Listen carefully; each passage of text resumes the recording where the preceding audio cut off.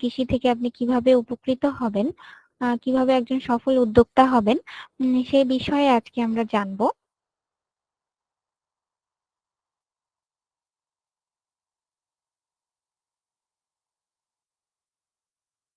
আমরা আর একটু অপেক্ষা করব, সবাই যুক্ত হচ্ছে, মোটামুটি 30 জনের মতো যুক্ত হয়েছেন।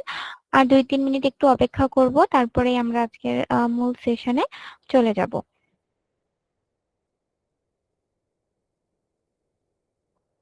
আজকের সেশনটিতে আশা করছি আপনারা নতুন কিছু শিখবেন এবং কৃষিকে পেশা হিসেবে আহ, নেয়ার জন্য আগ্রহী হবেন, বা কৃষিকে পেশা হিসেবে নিতে চাচ্ছেন এমন ভাই যারা আছেন, তারা আজকের সেশন থেকে অনেকটা উপকৃত হবেন বলে মনে করছি। তাই যারা কৃষিকে পেশা হিসেবে নিতে চান বা কৃষি উদ্যোক্তা হতে চান, তাদের জন্য আজকের সেশনটি অত্যন্ত গুরুত্বপূর্ণ একটি সেশন।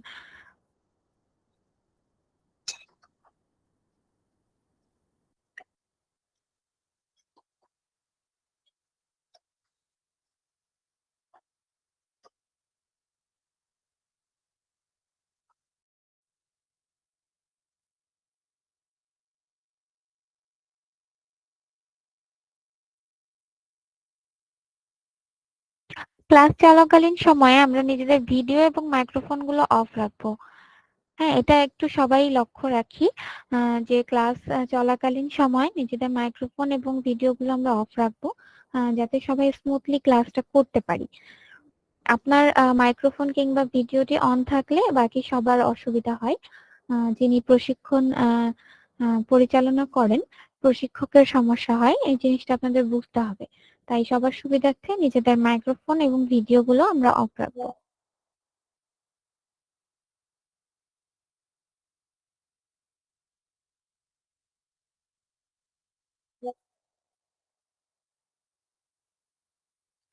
যারা যুক্ত হয়েছেন তাদের উদ্দেশ্যে আবারও বলছি, নিজেদের মাইক্রোফোন এবং ভিডিও গুলো অফ রাখেন। অনেক সময় আসলে অসাবধানতাবশত মাইক্রোফোন কিংবা ভিডিও অন হয়ে যায়। আপনারা একটু লক্ষ্য রাখবেন নিজেদের মাইক্রোফোন এবং ভিডিও গুলো যাতে অফ থাকে।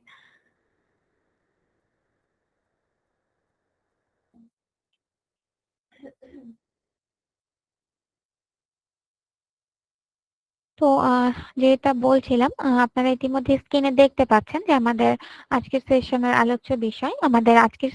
আলোচ্য বিষয় হচ্ছে সফল কৃষি উদ্যোক্তা হওয়ার উপায়।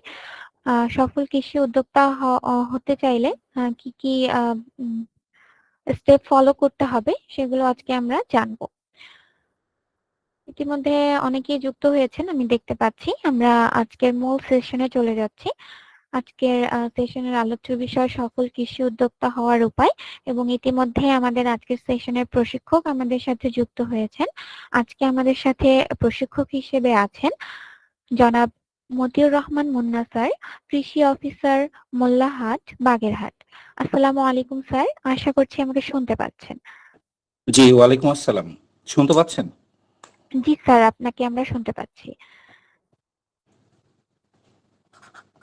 স্যার, আমরা সেশন শুরু করতে পারি, স্লাইড দেখা যাচ্ছে। ঠিক আছে, অসংখ্য ধন্যবাদ আপনাকে। যদি আমরা শুরু করতে চাই তাহলে এখনই শুরু করতে পারি। তো আমি সবাইকে আমার পক্ষ থেকে শুভেচ্ছা জানাচ্ছি। আজকের এই কৃষি উদ্যোক্তা হওয়ার উপায় সম্পর্কিত একটা জাস্ট আইডিয়া বেসড একটা ট্রেনিং সেশনে। তো আমি যেহেতু এই সেক্টরে কাজ করছি, উপজেলা কৃষি অফিসার হিসেবে বর্তমানে কর্মরত রয়েছি, একদম ইনপুট থেকে আউটপুট পর্যন্ত আমাদের এগ্রিকালচার সেক্টরে বিভিন্ন যে কাজ করার সুযোগ রয়েছে, আমি সেই জায়গাগুলোতেই আপনাদের সাথে আইডিয়া শেয়ারিং করব। এটা আসলে ট্রেনিং সেশন বলা যায় না, এটা বলা যায় একটা আইডিয়া শেয়ারিং সেশন। তো শুধু আইডিয়া দেব, আহ, এবং সেই প্রসেসগুলো কি করে আপনারা মেনটেন করবেন, যেখানে বলার দরকার সেই জায়গাগুলো আপনাদের সাথে শেয়ার করব। তো সবাইকে স্বাগত জানাচ্ছি আমার আজকের এই সেশনে। শুরুতেই আপনাদের বলতে চাই, যারা কৃষি নিয়ে কাজ করছেন, আপনারা জেনে থাকবেন যে কৃষি অনেক বড় একটা সেক্টর। অর্থাৎ আমার মাঠ ফসল, তারপরে রয়েছে আমাদের লাইভ স্টক এবং ফিশারিজ, সব মিলেই কিন্তু কৃষি, এবং এর সাথে কৃষি বিপণন জড়িত, গবেষণা জড়িত। আমরা জাস্ট আজকে আলোচনাটা সীমিত রেখেছি শুধু মাঠ পর্যায়ে আমাদের যে ফসল রয়েছে, ফসল বেসড আমাদের কি কি কাজ করার সুযোগ রয়েছে সেই জায়গাটাতে। তো আপনাদেরকে সবাইকে স্বাগত জানাচ্ছি। শুরুতে আলোচনা করতে চাই, আমি প্রথম স্লাইডটা অ্যাভয়েড করলাম এই কারণে যে বাংলাদেশের একটা কৃষি চিত্র, তো এইটা মূলত পর্যালোচনা করেই আজকের এই আইডিয়ার থিমটা এখানে দাঁড় করানো হয়েছে। আমি যারা উদ্যোক্তা রয়েছেন একেবারে শূন্য মানে জিরোতে অর্থাৎ শূন্য পর্যায়ে একদম প্রাথমিক পর্যায়ে, তাদেরকে বলতে চাই যে কোনো কৃষি কাজ শুরু করতে হলে আমাদের তিনটা ভাগে আমাদেরকে অবশ্যই সেটাকে অ্যানালাইসিস করতে হবে, বা আমাদের এই তিনটা ধাপে সেটাকে এক্সিকিউট করতে হবে। আমাদের এই পরিকল্পনা যদি আমরা না করি তাহলে গতানুগতিক কৃষির মধ্যে গেলে আমাদের রিস্ক থেকে যায়। তো সেই জায়গাটাতে যারা বর্তমানে স্মার্ট এগ্রিকালচার নিয়ে কাজ করছে, যারা বর্তমানে ইয়াং জেনারেশন, যারা আমাদের এগ্রিকালচার আমরা বলছি তরুণ উদ্যোক্তা, যারা একটু শিক্ষিত এবং কৃষি নিয়ে অনেক চিন্তা ভাবনা করছে, তারা কিন্তু এই একাডেমিক একটা থিম কিন্তু তারা দাঁড় করিয়ে তারপর কৃষিতে যাচ্ছে। অর্থাৎ আমরা যদি বলি হিউম্যান রিসোর্স নিয়ে যারা কাজ করেন, এই হিউম্যান রিসোর্স নিয়ে যারা কাজ করেন তাদের কিন্তু অনেক ধরনের স্ট্র্যাটেজি থাকে।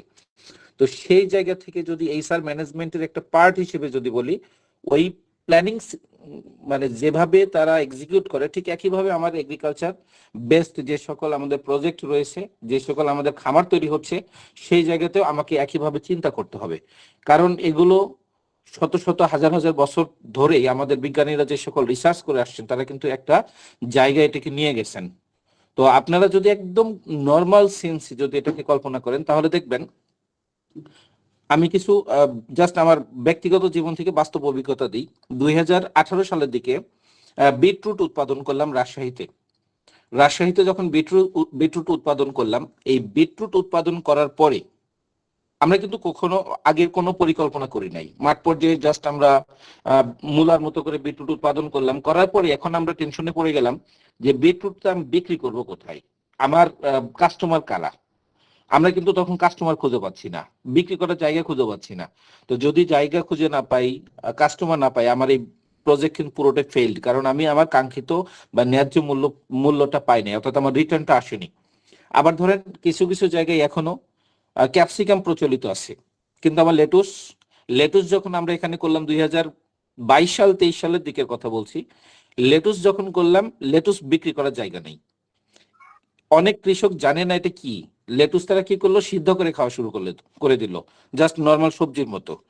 আবার কেউ কেউ ফ্রি নিল, আমার যারা কৃষি ডিপার্টমেন্ট থেকে যাদেরকে প্রদর্শনী দেওয়া হয়েছিল তারা ফ্রি খেয়েছে। আবার এর মধ্যে থেকে আমার একজন উদ্যোক্তা বের হলো, সে কি করলো, আমার এখানে পার্শ্ববর্তী, আমি যখন এটা কুষ্টিয়াতে করি, পার্শ্ববর্তী এখানে আপনারা জানেন রূপপুর পারমাণবিক বিদ্যুৎ কেন্দ্রে এখানে রাশিয়ানরা কাজ করে, তো সেই রাশিয়ান সিটিতে এসে সে কিন্তু 100 টাকা পিস বিক্রি করেছে। আবার কুষ্টিয়া শহরে গিয়ে সে কি করেছে, যারা সকালবেলা জগিং করতে আসে, হেলথ কনসিয়াস যারা আছে, তাদের কাছে কিন্তু সে আবার বিক্রি করেছে ভালো দামে। তো এই যে একটা মানে আমরা মার্কেটটা খুঁজে বের করলাম, এই সকল জিনিস যখন মাঠে আমরা যাব যে কোনো প্রজেক্ট নিয়ে কিংবা খামার তৈরি করব, আমাদেরকে অবশ্যই আগে পরে চিন্তা করতে হবে। যারা আগে পরে চিন্তা করব না তাদের লস খাওয়ার মানে সম্ভাবনাটা অনেক বেড়ে যায়। তো এই জন্য বলা হচ্ছে যে কোনো কৃষি খামার তৈরি করতে গেলে আপনাকে পরিকল্পনার 3টা অংশ আপনাকে বাস্তবায়ন করতে হবে। মাঠে যাওয়ার আগে আপনার কি কি কাজ রয়েছে, মাঠ পর্যায়ে কি কি কাজ রয়েছে, তার পরবর্তী পর্যায়ে কি কি কাজ রয়েছে।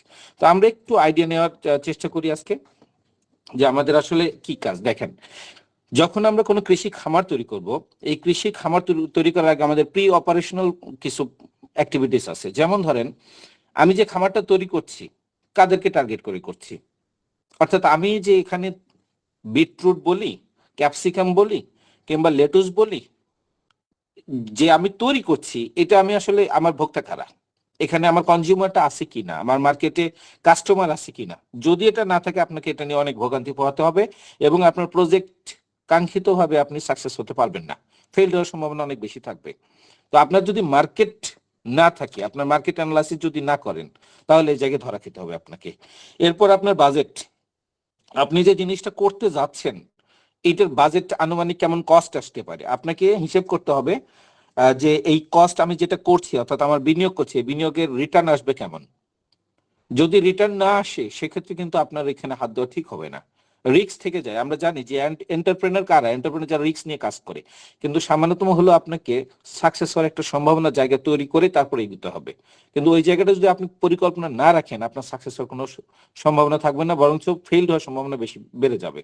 আবার দেখা যাচ্ছে যে আমাদের এই যে মাটি বা জমি যেটাই বলি, আমরা যে জমিটা সিলেক্ট করলাম, যেমন ধরেন এখন ঢাকায় যে ভেজিটেবল গুলো ঢোকে ম্যাক্সিমাম আপনারা দেখেন এই পাশে মানিকগঞ্জ, ও পাশে মুন্সিগঞ্জ। মানিকগঞ্জের ভেজিটেবলটা কিন্তু ঢাকায় অনেক মানে এখন ঢুকছে। কেন আমি কেন বগুড়া থেকে নিয়ে যেতে পারছি না, আমি কেন আপনার হচ্ছে এই খুলনার এদিক থেকে ঘেরে যে সকল হচ্ছে নিয়ে যাচ্ছি, কিন্তু পরিমাণে মানিকগঞ্জের তুলনায় কম কেন হচ্ছে? আমার ট্রান্সপোর্ট কস্ট। একটা গাড়ি বর্তমানে ফুয়েলের দাম বাড়ার পরে গাড়ির যে ভাড়াটা বেড়ে গেছে, এটা আপনাকে মাথায় রাখতে হবে যে আমি যে যাব এর সাথে আরো আনুষঙ্গিক কস্ট আছে, আরো আনুষঙ্গিক মানে অফিসিয়াল আনঅফিসিয়াল অনেক বিষয় আছে। যেমন ধরেন বিভিন্ন পতাকা বাহিনী, ওই আপনার পৌরসভা চার্জ, এটা সেটা সবসময় কিন্তু তারা বিভিন্ন মোড়ে মোড়ে নিচ্ছে। তো আপনার একটা গাড়ি টোটাল যাচ্ছে, এর কস্টটা কেমন, আপনি নিয়ে গিয়ে বিক্রি করে সেটা রিটার্ন পাবেন কিনা, অনেক বিষয় থাকে। তো যার কারণে কাছাকাছি অর্থাৎ আপনার সাপ্লাই যেখানে যাবে তার আশেপাশে এরিয়াতে কিন্তু এই কৃষি খামারগুলো তৈরি হচ্ছে এখন। তো আপনার এই সাইট লোকেশন বা সাইট সিলেকশনটা একটা বিশাল একটা ফ্যাক্টর। এরপর আপনি যেই মাটিতে আপনার খামারটা তৈরি করবেন সেই মাটিটা আপনার জন্য উপযুক্ত কিনা। দেখা যাচ্ছে আপনি বড় একটা পেঁপের বাগান করবেন, কিন্তু পেঁপের বাগানের মাটিটা হচ্ছে নিচু মাটি, আপনার মাটি সম্পর্কে কোনো আইডিয়া নাই, উঁচু মাটি, নিচু মাটি, মাঝারি নিচু মাটি, আপনি কিন্তু এগুলো ভাবছেন না। তো যখনই আপনি নিচু মাটিতে করবেন, ওকে, আপনি কখন যাচ্ছেন? ফেব্রুয়ারি মাসে যাচ্ছেন।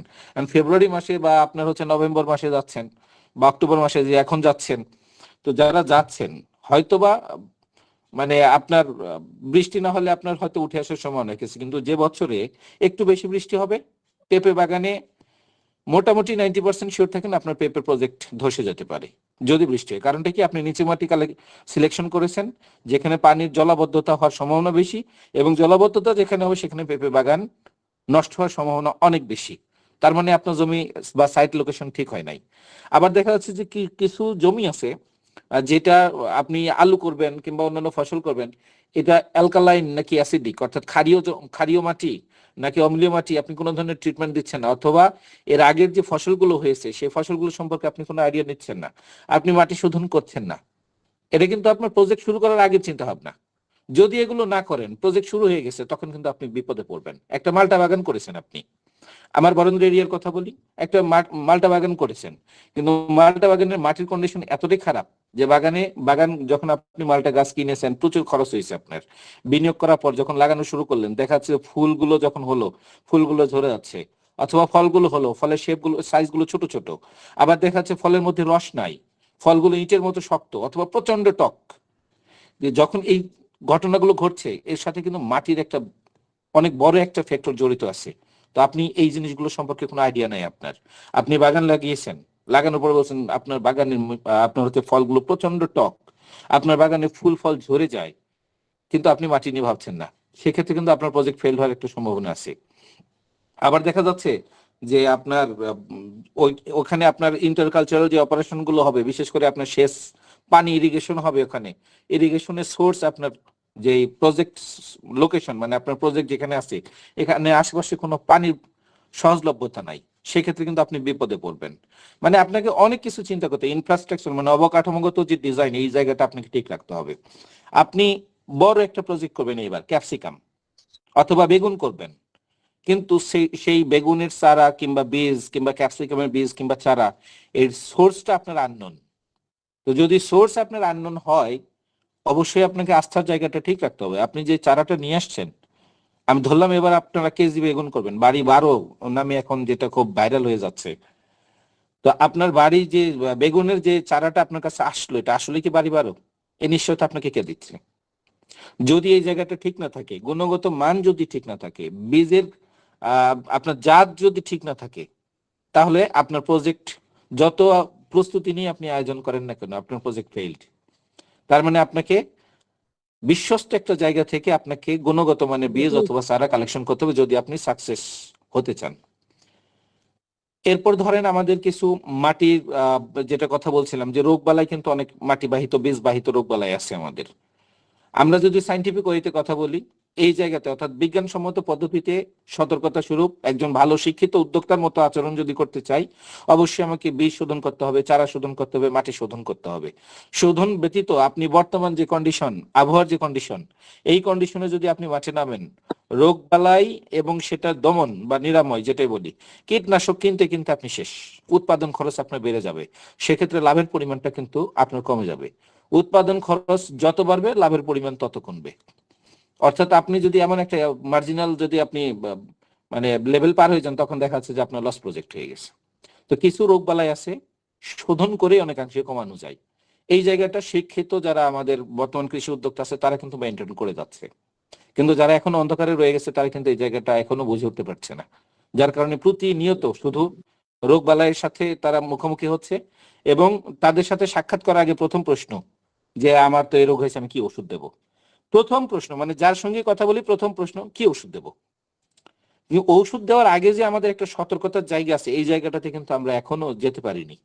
তো যার কারণে আপনাদের এখানে আজকে যারা আমার সাথে উপস্থিত রয়েছেন সবাইকে একটা কথা বলি, ছোট উদ্যোক্তা, বড় উদ্যোক্তা কিংবা একদম সাধারণ কৃষক, সকলের জন্য এই শোধন পদ্ধতি বাধ্যতামূলক।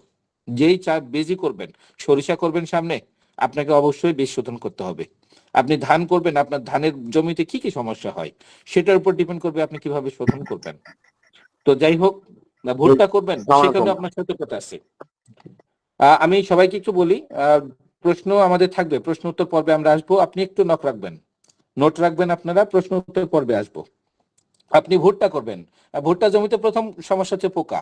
সেই জায়গাতে আপনাকে ভুট্টার বীজ কিভাবে শোধন করলে পোকা থেকে রক্ষা পাবেন সেই জিনিসগুলো আপনাকে জানতে হবে।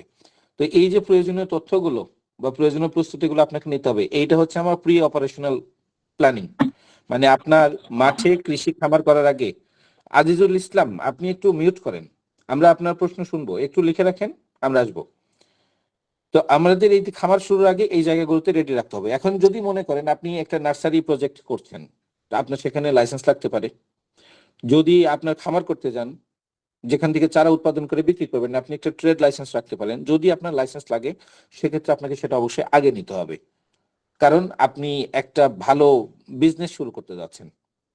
ওকে, তার মানে এটা হচ্ছে আমাদের প্রিপারেশন, মানে আগের চিন্তা ভাবনা। এরপর যখন আপনি প্রজেক্ট শুরু করলেন তখন কিন্তু আপনার আন্তঃপরিচর্যার কার্যক্রমগুলো রয়েছে। এখন দেখবেন বিভিন্ন কোম্পানি আপনাদের সাথে সরাসরি এই রোগবালাই দমন করার জন্য বিভিন্ন খামারে যোগাযোগ করে।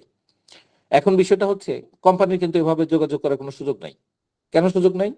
তারা কোম্পানি সরকারের কাছ থেকে লাইসেন্স নিয়েছে, তারা আমাদের নিবন্ধিত যারা কীটনাশক বিক্রেতা আছে তাদের মাধ্যমে কীটনাশক বিক্রি করবে। কিন্তু সরাসরি সেক্ষেত্রে কি করে, তারা আপনাদের মতো খামারিদের তারা হচ্ছে টার্গেট করছে।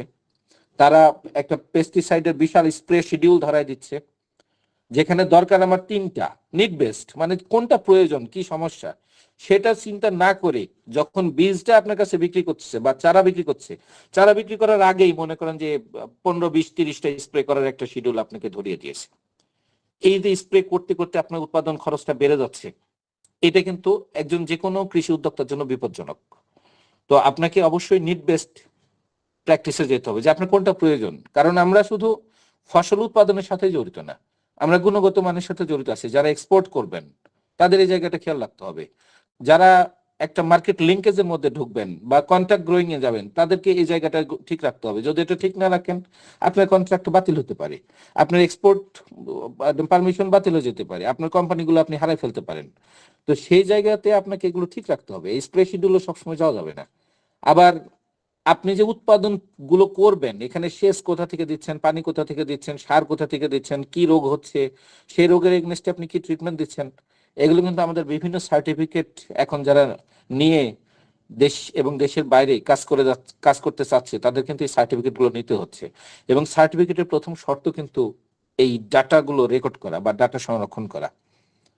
তো যখন আপনি এই কাজগুলো করবেন আপনার অবশ্যই প্রশিক্ষণের দরকার আছে, এই ডাটাগুলো সংরক্ষণের দরকার আছে। আপনার বাজেট, যে প্রজেক্টে আপনি যে বিনিয়োগটা করবেন এই বিনিয়োগটাকে মিনিমাইজ করার জন্য আপনার লেবার ম্যানেজমেন্ট এবং কাজের ইফিসিয়েন্সিটা বাড়াতে হবে। আপনাকে ওই যে আগে বলেছি যে আমি যে মাঠে যাওয়ার আগে আমাকে মার্কেট রেডি রাখতে হবে, নইলে আমার প্রজেক্ট একটা অনিশ্চয়তার মধ্যে যাবে। তো মার্কেটটাকে আপনাকে সবসময় মার্কেট লিঙ্কেজটাকে ধরে রাখতে হবে। এরপর আপনি সঠিক পদ্ধতিতে ফসলগুলো সংগ্রহ করবেন, এবং ঠিক আপনার ক্লায়েন্ট যেভাবে চায়। দেখা যাচ্ছে যে আপনি এখান থেকে ঢাকায় যাবেন, কলা নিয়ে যাবেন, তো কলাগুলো আমরা কি করছি, যদি আপনি একদম পাকা কলা নিয়ে যেতে শুরু করেন, ঢাকায় যাইতে যদি আপনার 1-2 দিন লেগে যায়, যেতে যেতে আপনার আম কলা যেটাই বলে অর্ধেক পচে শেষ। তো ক্লায়েন্ট যেভাবে চাবে ঠিক সেইভাবে আপনাকে প্রসেস করতে হবে। অর্থাৎ আপনার প্রসেসিং থেকে শুরু করে এভরিথিং কিন্তু আপনার মার্কেট ওরিয়েন্টেড একটা ফাংশনে আপনাকে যেতে হবে। তো যখন আপনি এই যে ইন্টারকালচারাল অপারেশন করবেন বা প্রজেক্ট চলমান থাকবে, সেখানে আপনার বিনিয়োগটাকে অপটিমাইজ করার জন্য কিংবা আপনার আহ, একদম যেটা প্রয়োজন পারফেকশনের জন্য আপনাকে সারের সুষম ব্যবহার, বালাইনাশকের যৌক্তিক ব্যবহার, বীজের শোধন পদ্ধতি, সঠিক জাত বাছাই, মাটি শোধন কিংবা সেচ, এই যে আপনার সেচ নিয়ে কথা বলছি, এগুলো আপনাকে অবশ্যই ট্রেইনড হতে হবে, প্রশিক্ষণ প্রাপ্ত হতে হবে। যদি এগুলো না পারেন তাহলে আপনার কাজ কিন্তু এলোমেলো হবে। আপনি আজকে আমার কাছ থেকে পরামর্শ নেবেন, কালকে কোম্পানির লোকের কাছ থেকে পরামর্শ নেবেন, তারপরের দিন আপনার ডিলারের কাছ থেকে পরামর্শ নেবেন, এরপর আপনার প্রতিবেশী যে কৃষক সফল হয়েছে তার কাছ থেকে পরামর্শ নেবেন। এতগুলো পরামর্শ নিয়ে আপনি শেষ পর্যন্ত কনফিউজড হয়ে যাবেন এবং অতিরিক্ত কীটনাশক, অতিরিক্ত সার ব্যবহার করারও একটা মনে করেন যে নেগেটিভ ইম্প্যাক্ট আপনার খামারে বা আপনার প্রজেক্টে দেখা যাবে। দেখা যাচ্ছে আপনি এত বেশি কীটনাশক দিয়েছেন, আপনার গাছ সব মনে করেন যে ভিন্ন আচরণ শুরু করে দিয়েছে, ফল ধরছে না বা ফল ধরার পরে ঝরে যাচ্ছে, ফুল ঝরে যাচ্ছে, গাছ আর বাড়তেছে না, গাছ শক্ত হয়ে গেছে, পাতা হলুদ হয়ে যাচ্ছে, মানে একটা সার বেশি দিয়ে ফেলেছেন আর একটা সার আর গাছ নিতে পারতেছে না, বিভিন্ন ধরনের রোগ দেখা দিচ্ছে। তো এইটা কিন্তু বিপজ্জনক এগুলো, যার কারণে আপনাদেরকে ট্রেন্ড আপ হতে হবে। নাইট্রোজেন বেশি দিবেন, 4-5টা অতিরিক্ত রোগ পোকা আপনিকে আমন্ত্রণ করবেন, মানে ইউরিয়া বেশি দিয়ে আরো 4-5টা রোগ ধরে দিয়েছেন গাছে, পটাশ বেশি দিয়েছেন আর 4-5টা আপনার হচ্ছে পুষ্টি উপাদান গাছ খাইতে পারতেছে না, তখন আপনার রোগ বালাই সিমটম শো করবে, তখন আবার আপনি কীটনাশকের পিছনে দৌড়াবেন। তো সব মিলিয়ে হবে কি আপনার উৎপাদন খরচটা বেড়ে যাবে। আবার ধরেন যারা সেচ করি, সেচ এখন নর্মাল কিন্তু ফ্লাড ইরিগেশন বা একদম আমরা যেটা মাঠ ভাষায় যে সেচ দেই, সেই সেচে কিন্তু আমার উদ্যোক্তারা নাই। তারা সেখান থেকে আস্তে আস্তে করে তাদের খামারগুলোকে গুছিয়ে নিচ্ছে। কিভাবে গুছিয়ে নিচ্ছে? তারা স্প্রিংকলার ইরিগেশন করতেছে তারা এখন। তারপরে আপনার এই যে মানে ইরিগেশনের স্প্রিংকলার ইরিগেশন যদি বলি, মিস্ট ইরিগেশন বলি, ফগ ইরিগেশন যেটা বলি, মাথার উপরে যেটা দেয় পলিনেট হাউসের ভিতরে, বিভিন্ন ধরনের ইরিগেশন সিস্টেমে তারা কিন্তু চলে গেছে। তারপরে তারা আগাছার খরচ, পানির খরচ বাঁচানোর জন্য তারা মালচিং করছে।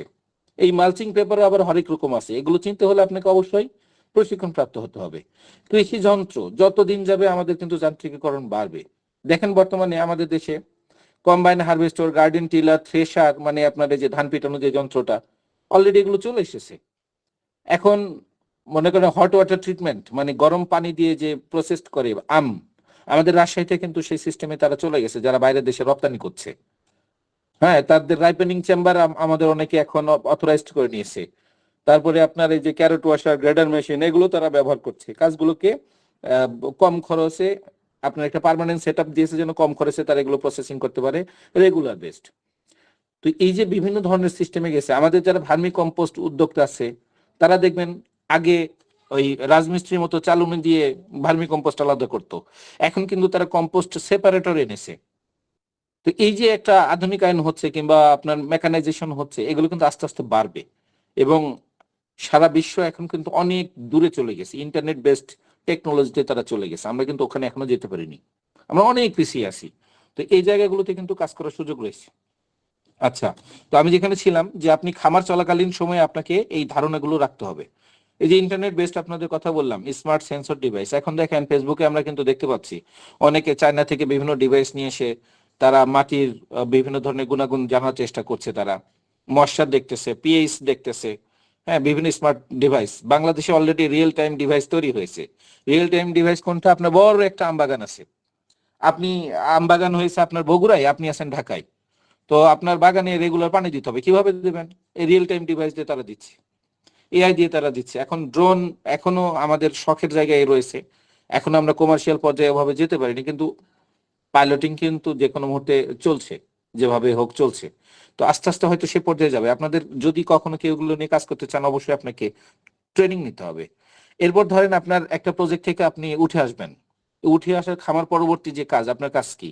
আপনার কাজ হচ্ছে লাভ ক্ষতিটা হিসাব করতে হবে, উৎপাদন আপনি কিভাবে করলেন, কত লাভ হলো, কত ক্ষতি হলো, সেটাকে কিভাবে সংরক্ষণ করবেন, বাজারজাতকরণ করবেন। কারণ এই জায়গায় আমাদের এখনো পরিসংখ্যান বলছে 30 থেকে 40% এখনো বাংলাদেশে লস প্রজেক্ট। আমরা এই জায়গাটাতে ফসল নষ্ট হয় আমাদের, অর্থাৎ আমাদের প্রয়োজনীয় যন্ত্রপাতি নেই বা আমাদের সচেতনতা নেই। তো যার কারণে একজন শিক্ষিত কৃষি উদ্যোক্তা অবশ্যই এই জায়গাগুলো দেখবে, তার আয় ব্যয়ের হিসেব দেখবে। আয় ব্যয়ের হিসেবে আমরা শর্টকাটে বলি বিসিআর, বেনিফিট কস্ট রেশিও। অবশ্যই তাকে এটা হিসেব করতে হবে। এটা কি জিনিস? এটা হচ্ছে আপনি 1 টাকা ব্যয় করে কয় টাকা তুললেন, তাকে বলা হচ্ছে বেনিফিট কস্ট রেশিও বা বিসিআর। আমি 1 টাকা ইনভেস্ট করলাম আমার বাগানে, বিনিময়ে 1 টাকা 42 পয়সা আসলো, তার মানে আপনার 42 পয়সা লাভ। ঠিক একইভাবে এই যে ROI লিখেছি আমি, রিটার্ন অন ইনভেস্টমেন্ট। আপনি 500 টাকা ইনভেস্ট করলেন, কয় টাকা আসলো। আমার এখানে এই কাজটা করতে কি কি সমস্যা হলো, সেই সমস্যাগুলো নিয়ে আমার সামনের সিজনের জন্য কি প্ল্যানিং হবে, এগুলো যদিও আমার মানে খাতা কলমের একটা বিশাল পেজ আপনাদের এতক্ষণ আলোচনা করলাম, কিন্তু একজন শিক্ষিত কৃষি উদ্যোক্তা যদি সফল হতে চায় অবশ্যই তাকে এই থিমের মধ্যে যেতে হবে। HR ম্যানেজমেন্ট বলি আর স্ট্র্যাটেজি কথা বলি, এগুলো ছাড়া এখন পর্যন্ত কোনো প্রতিষ্ঠান সফল হতে পারে নাই। সুতরাং অবশ্যই আপনাকে একটা সিস্টেমের মধ্যে যেতে হবে যদি আপনি সফলতা চান। এরপর আসেন আইডিয়া দিই আপনাদের। বর্তমানে এতক্ষণ যে আলোচনাটা করলাম সেটা হচ্ছে মাঠ পর্যায়ে একটা খামার তৈরি করার জন্য আপনাকে কয়টা ধাপে চিন্তা করতে হবে, কি কি চিন্তা করতে হবে। এখন যদি বলি যে বর্তমানে কৃষি নিয়ে আপনি কি কি ধরনের ব্যবসা করতে চান বা ব্যবসা করতে পারেন, সেই জায়গাগুলো আপনাদের সাথে একটু দেখা দিই, আইডিয়া শেয়ার করি আপনাদের সাথে। যেমন ধরেন আমাদের দেশের এই বীজের সেক্টরের কথা যদি বলি, বীজ, ওকে, এখানে লেখা আছে বীজের সেক্টরে কি কি হচ্ছে। আচ্ছা যাই হোক, বিসিএস আপনার বীজের ক্ষেত্রে যদি বলি, বীজের ক্ষেত্রটা হচ্ছে বাংলাদেশ সরকারের একটা প্রতিষ্ঠান রয়েছে যার নাম হচ্ছে বিএডিসি। তারা মূলত সরকারিভাবে বীজ সাপ্লাই দেয়। বিএডিসি যে বীজটা সাপ্লাই দেয় সেই জায়গাতে তারা বলছে এখন পর্যন্ত 23% তারা এই জায়গাটাতে চাহিদা পূরণ করতে পারে। 23%, মাত্র যদি 23% চাহিদা তারা পূরণ করতে পারে, তাহলে বাকি প্রায় 80% এখনো কিন্তু বেসরকারি খাতে রয়ে গেছে। বেসরকারি খাতে রয়ে গেছে এই জায়গাটা। আবার মনে করেন যে যারা কন্ট্রাক্ট ফার্মার আছে বিভিন্ন কোম্পানির সাথে যুক্ত, তারা বলছে এই 80%-এর মধ্যে আবার 40% তারা পূরণ করতে পারে। বাকি আরো যে 40% আছে এটা টোটালি অরক্ষিত, তার মানে একবারে সাধারণ কৃষকের হাতে। এই জায়গাটাতে যদি আপনি একজন উদ্যোক্তা হতে চান, এই জায়গাটাতে আপনার কাজ করার সুযোগ আছে। বাংলাদেশের প্রেক্ষাপটে আপনার সাথে যদি একটু আলোচনা করতে চাই তাহলে বলি, দেখেন প্রত্যেক বছর পেঁয়াজের বীজ, গ্রীষ্মকালীন পেঁয়াজের যে বীজ বা আপনার বীজ, এই পেঁয়াজের বীজের কিন্তু সবসময় আমাদের একটা ভালো ফ্লো থাকে বাজারে, দাম থাকে। আপনারা জানেন যে গত 2 বছর আগে এটা প্রায় 4,000 থেকে 6,000 টাকা আপনার হচ্ছে কেজি। হ্যাঁ, 1 কেজি বীজের দাম 4,000 থেকে 6,000 টাকা পর্যন্ত উঠেছিল, প্রায় 2 লাখের উপরে মন পেঁয়াজের বীজ। এই যে রসুনের বীজ কখনো কখনো আপনারা শুনেছেন হচ্ছে 500 টাকা মন, কখনো কিন্তু 10,000 টাকা পার হয়ে গেছে, 12,000 14,000 টাকা মন হয়েছে। ধানের বীজ যদি বলি, এখন ধরেন 100-র পরে যে জাতগুলো আছে 103, 106, 108, 110, এখন 113, 14, 15 পর্যন্ত আসতেছে। এই বীজগুলো কিন্তু বাজারে সব সময় একটা শর্টেজ থাকে। তো আপনি ধরেন চাইলেন আমি ধানের বীজের একজন উদ্যোক্তা হব, তো আপনাকে অবশ্যই টার্গেট করতে হবে যে এই সিজনে সারা ফেলেছিল কোনটা, ধরেন 106 বা 108, তাহলে সামনের মৌসুমে আমাকে অবশ্যই 106 বা 108 সাপ্লাই দিতে হবে। এই টার্গেট করে আপনি অবশ্যই গুণগত মানসম্পন্ন বীজ উৎপাদনের এই সিজনে একটা টার্গেট নিলেন। যেমন সামনে বড় মৌসুম আসবে, আপনাকে অবশ্যই বড় সবচেয়ে ভালো ভ্যারাইটি কোনটা, সেই অনুযায়ী লাস্ট ভ্যারাইটি, ভালো একটা ভ্যারাইটি আপনি টার্গেট নিয়ে আপনাকে বীজ উৎপাদন করতে হবে। কেন টার্গেট নিতে হবে? কারণ নর্মাল বীজ উৎপাদন আর নর্মাল ধান উৎপাদন এই দুটো জিনিস কিন্তু এক না।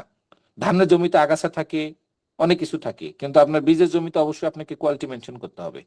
কোন কোন জায়গায়, যেমন আগাছার কথা বলেছি, আগাছাগুলো তুলে মানে আমরা বলি রগিং, এই রগিংটা আপনাকে নিশ্চিত করতে হবে। আপনাকে ভিন্ন কোনো জাত জমিতে 2-1টা দেখা গেলে লম্বা হয়ে আছে ধান 2-1টা, এগুলো তুলে ফেলে দিতে হবে, কারণ আপনার ধানের বীজের মধ্যে যেন ভেজাল না ঢুকে। তো এই যে জিনিসগুলো আপনাকে অবশ্যই মাথায় রাখতে হবে, ইনফরমেশন গুলো নিয়ে আপনাকে কোয়ালিটি গুণ সম্পন্ন একটা বীজ উৎপাদন করতে হবে। দেখবেন যে এই বীজ আপনার নর্মাল যারা ধান বিক্রি করে এরা 30 টাকা 40 টাকা কেজি বিক্রি করবে, আর আপনি যে বীজ বিক্রি করবেন বীজের দাম 60 টাকা 80 টাকা 100 টাকা পর্যন্ত উঠে যাবে। আবার ধরেন কিছুদিন আগে আপনারা দেখবেন যে আপনার ব্ল্যাক রাইস বিক্রি হলো, ব্ল্যাক রাইস মানে কালো যেটা চাল বা কালো ধান, এটা কিন্তু 80 টাকার নিচে কেউ বিক্রি করে নাই। এখন হয়তো আপনি বলতে পারেন স্যার এগুলো তো মানে সব সময় সাকসেস হয় না, অনেক 2-1 বছর পরে এটা ফেইল্ড হয়ে যায়। হ্যাঁ হয়, চাহিদা, তারপরেও আপনাকে চাহিদাটা তো আইডেন্টিফাই করতে হবে। এই জন্য তো আপনাকে বলছি মার্কেট অ্যানালাইসিস করতে হবে যে এখন চাহিদা কোনটা বেশি, ডিমান্ড বুঝে আপনাকে কাজ করতে হবে। যেমন ধরেন গমের বীজ, গমের বীজ এখানে ব্র্যাকেটে লিখে দিয়েছি আমি বাড়ি গম 33। কেন লিখেছি? 33 একটা পরীক্ষিত বীজ, 100% নিশ্চিত থাকেন বাড়ি গম 33 এখন পর্যন্ত সবচেয়ে ভালো একটা জাত, যার কারণে এই জাতের চাহিদার কোনো শেষ নাই, ব্যর্থতা নেই আপনার। শুধু ভালো একটা বীজ উৎপাদন করতে পারলে আপনি কিন্তু সহজে কাস্টমার পাবেন। টমেটোর বীজ নিয়ে বিশাল একটা মার্কেট আছে বাংলাদেশে। কোন দিকে? দক্ষিণাঞ্চলে এবং উত্তরাঞ্চলে। উত্তরাঞ্চল বলতে বরেন্দ্র অঞ্চল। আপনি বরেন্দ্র অঞ্চলের দিকে যান, রাজশাহীর উপাসে গোদাগাড়ি চাপায় প্রচুর পরিমাণ আপনার টমেটো বিক্রি হয়। আবার দক্ষিণে যান খুলনা, প্রচুর পরিমাণ টমেটো ওইদিকে আছে। তো এই যে দুটো জায়গা, এখানে কিন্তু আপনার ভালো টমেটো বীজ বা চারা সাপ্লাই দেওয়ার জায়গা আছে। মরিচের কথা বলি সেম। ভুট্টা বীজ এখনো আমরা আমদানি নির্ভর। ভুট্টা বীজ বাংলাদেশে যে কটা ভুট্টা আছে আমাদের সরকারি গবেষণা থেকে, সেগুলোর নাম কয়জনই বা জানি, কিন্তু আমরা কিন্তু বাইরের বীজের উপর টোটাল ডিপেন্ডেন্ট এখনো। তো এটা আমদানি রপ্তানির সাথে আমদানির সাথে কিন্তু আপনি জড়িত হতে পারেন। এই ভুট্টার বীজ আমদানি করবেন, এই জন্য লাইসেন্স নিয়ে আপনি কিন্তু ভুট্টার বীজের বা রিপ্যাকিং এর আপনি কিন্তু ব্যবসা করতে পারেন। আলু বীজের কথা যদি বলি, এই যে সামনে আলু সিজন, যদিও এই বছর হয়তো আলু একটু উৎপাদন কম হবে আমরা আশঙ্কা করছি, কারণ আলুর দাম পাওয়া যায়নি, আলু লস খেয়েছে। কিন্তু যে বছর উৎপাদন বেশি হয়েছে, যে বছর তারা লস খেয়েছে, সে বছর কিন্তু বীজের ব্যাপক ঘাটতি ছিল, ব্যাপক চাহিদা ছিল। যারা বীজের ব্যবসা করেছে তারা কিন্তু ভালো বীজের ব্যবসা করেছে। আলু যে উৎপাদন খারাপ হয়েছে বা বীজ খারাপ ছিল এরকম না, উৎপাদন বেশি হতে কিন্তু এখন বলছে যারা মার্কেট অ্যানালাইসিস করছে, তারা বলছে উৎপাদন অতিরিক্ত হয়েছে, সবাই অধিক লাভের আশায় মার্কেটে ঢুকেছে, এই জন্য এখন দাম কম। আরো অনেক ফ্যাক্টর আছে, আমি সেগুলো নিয়ে আলোচনা করতেছি না। আমি বলছি যে যে বীজের যে চাহিদা, এই চাহিদাটা আপনাকে অ্যানালাইসিস করতে হবে, তাহলে আপনি একটা ভালো উদ্যোক্তা হতে পারবেন, বিশেষ করে বীজ উদ্যোক্তা। সবজি বীজের উদ্যোক্তা হওয়ার অপরচুনিটি সবসময় প্রত্যেকটা সিজনে থাকে। সবজি বীজ প্রচুর পরিমাণ চাহিদা আমাদের দেশে।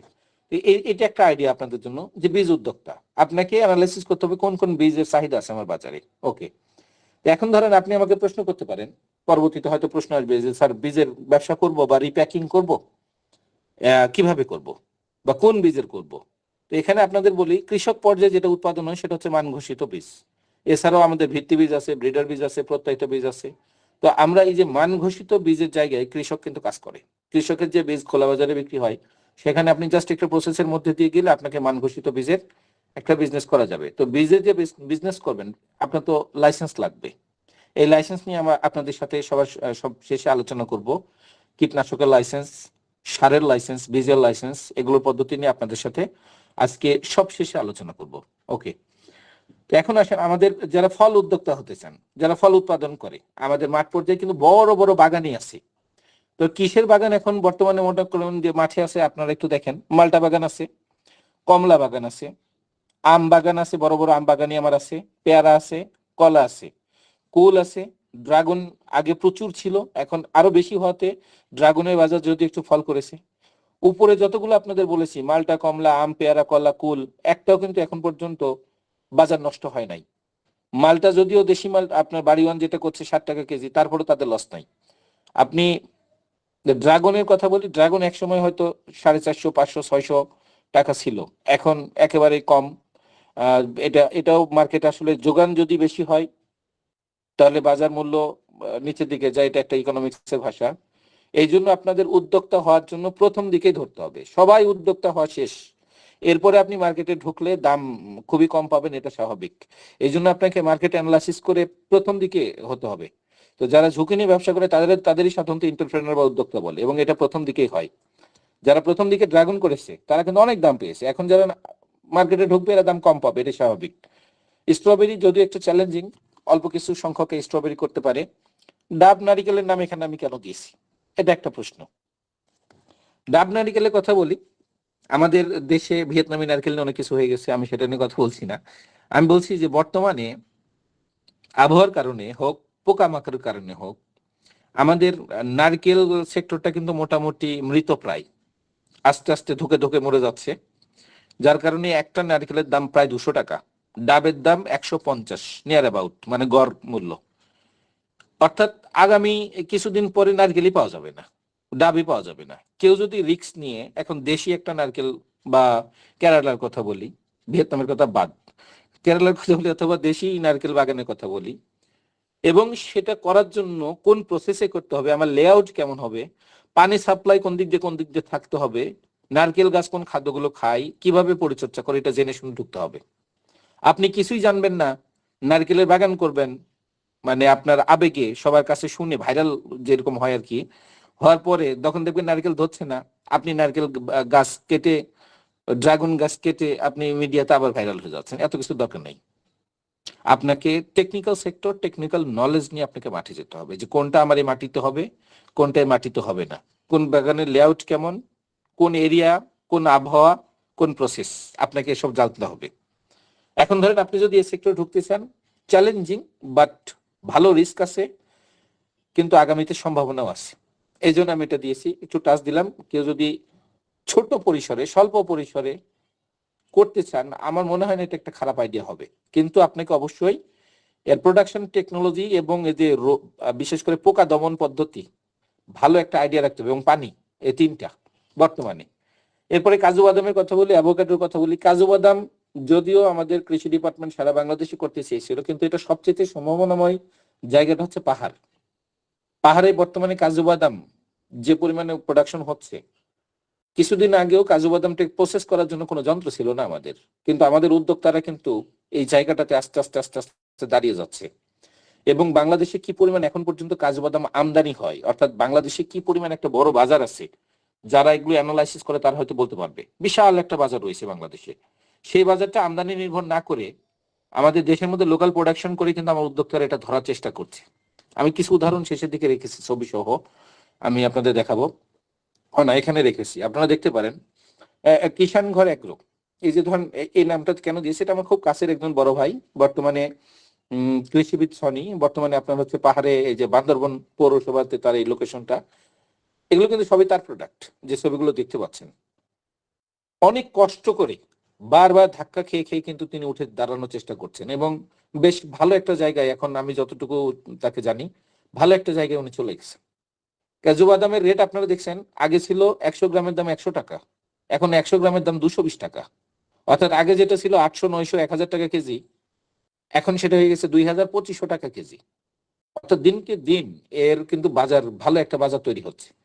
আপনারা এই যে মালটার কথা বলি, মালটা এগুলো কিন্তু আমার নিজের দেখা মালটা, নিজের মানে পরামর্শ দেওয়া মালটা বাগান, নিজের উদ্যোক্তা আমার, যে ছবিগুলো আপনাদেরকে দেখাচ্ছি।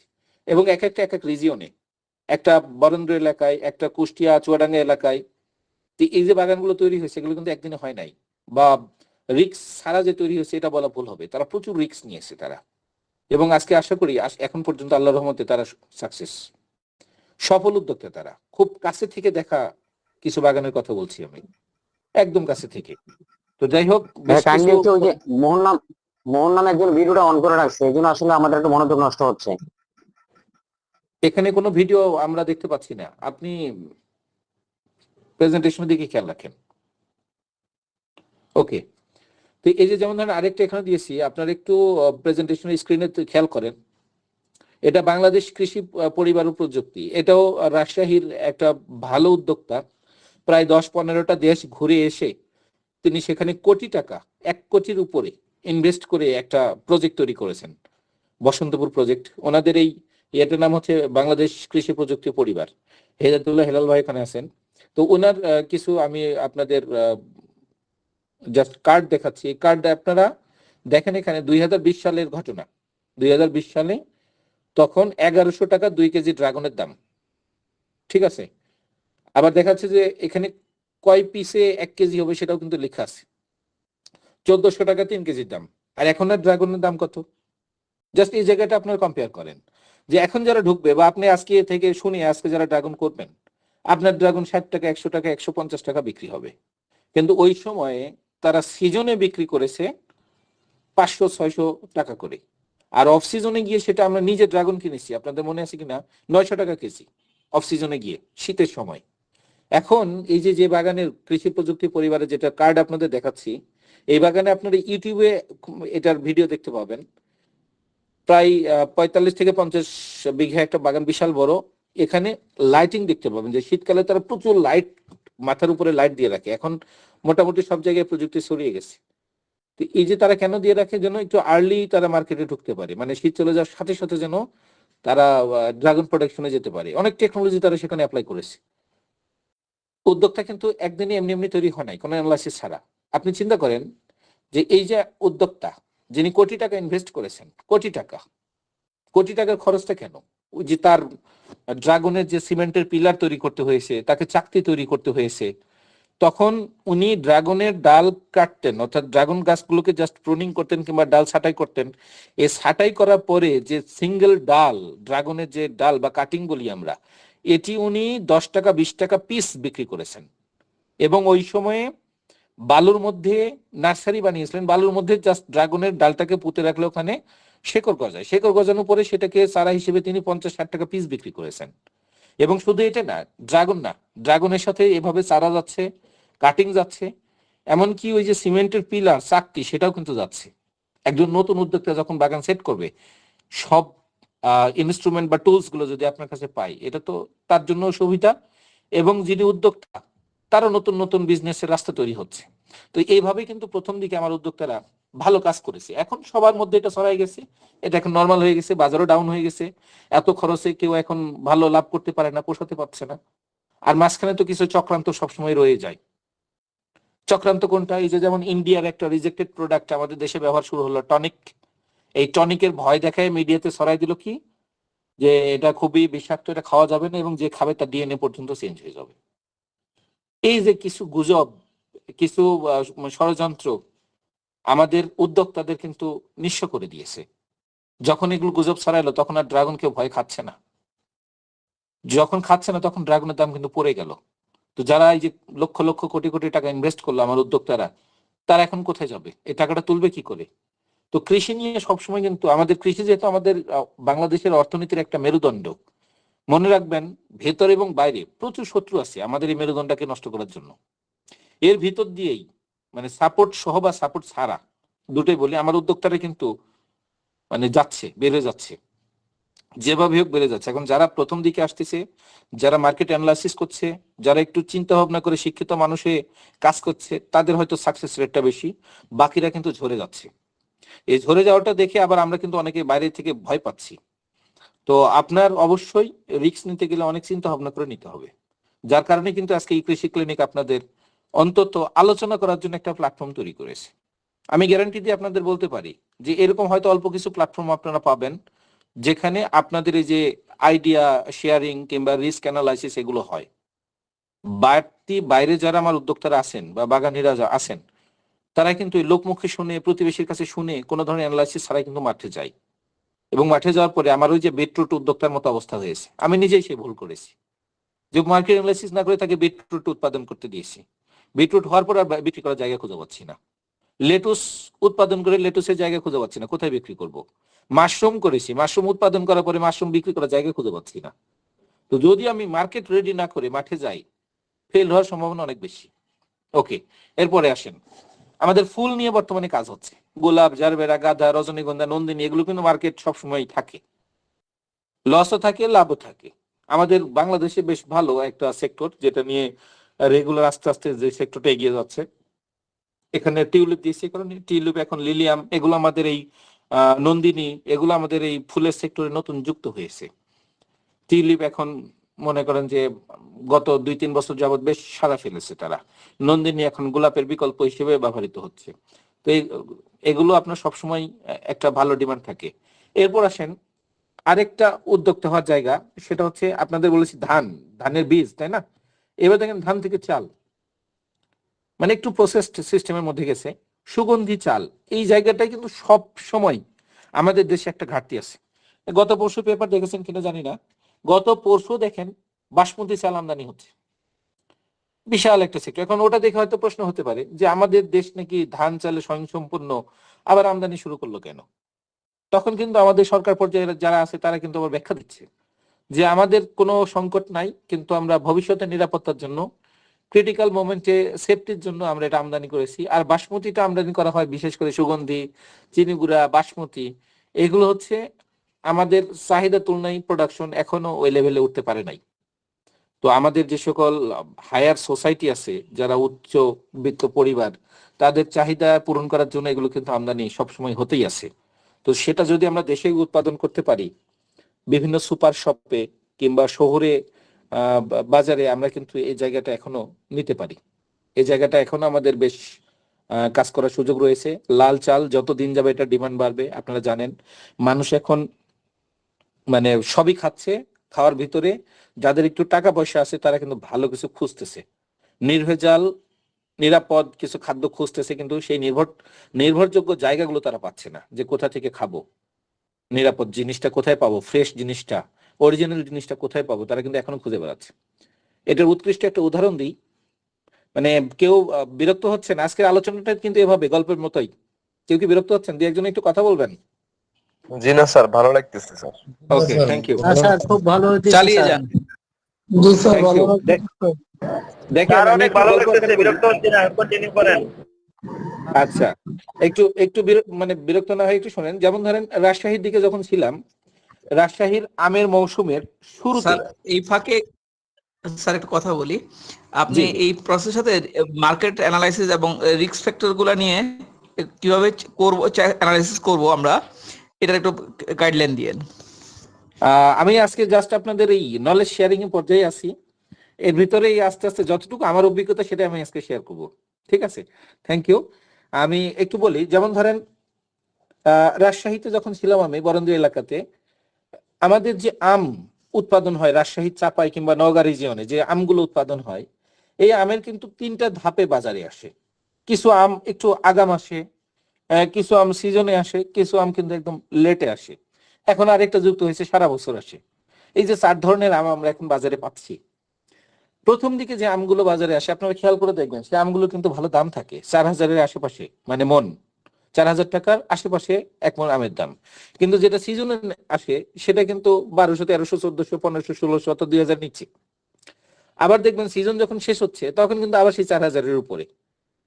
এই যে আমের একটা, তাই আপনি যখন বাগানটা করবেন, কোন বাগানটা করবেন, কোন জাত আগাম, কোনটা নাবি জাত, এটা যদি আপনার মাথায় না থাকে, তাহলে প্রত্যেক বছর আপনি কি করবেন, সিজনের সময় 1200 টাকা 1400 টাকা মনের সময় আপনি কিন্তু বাজারে ঢুকবেন।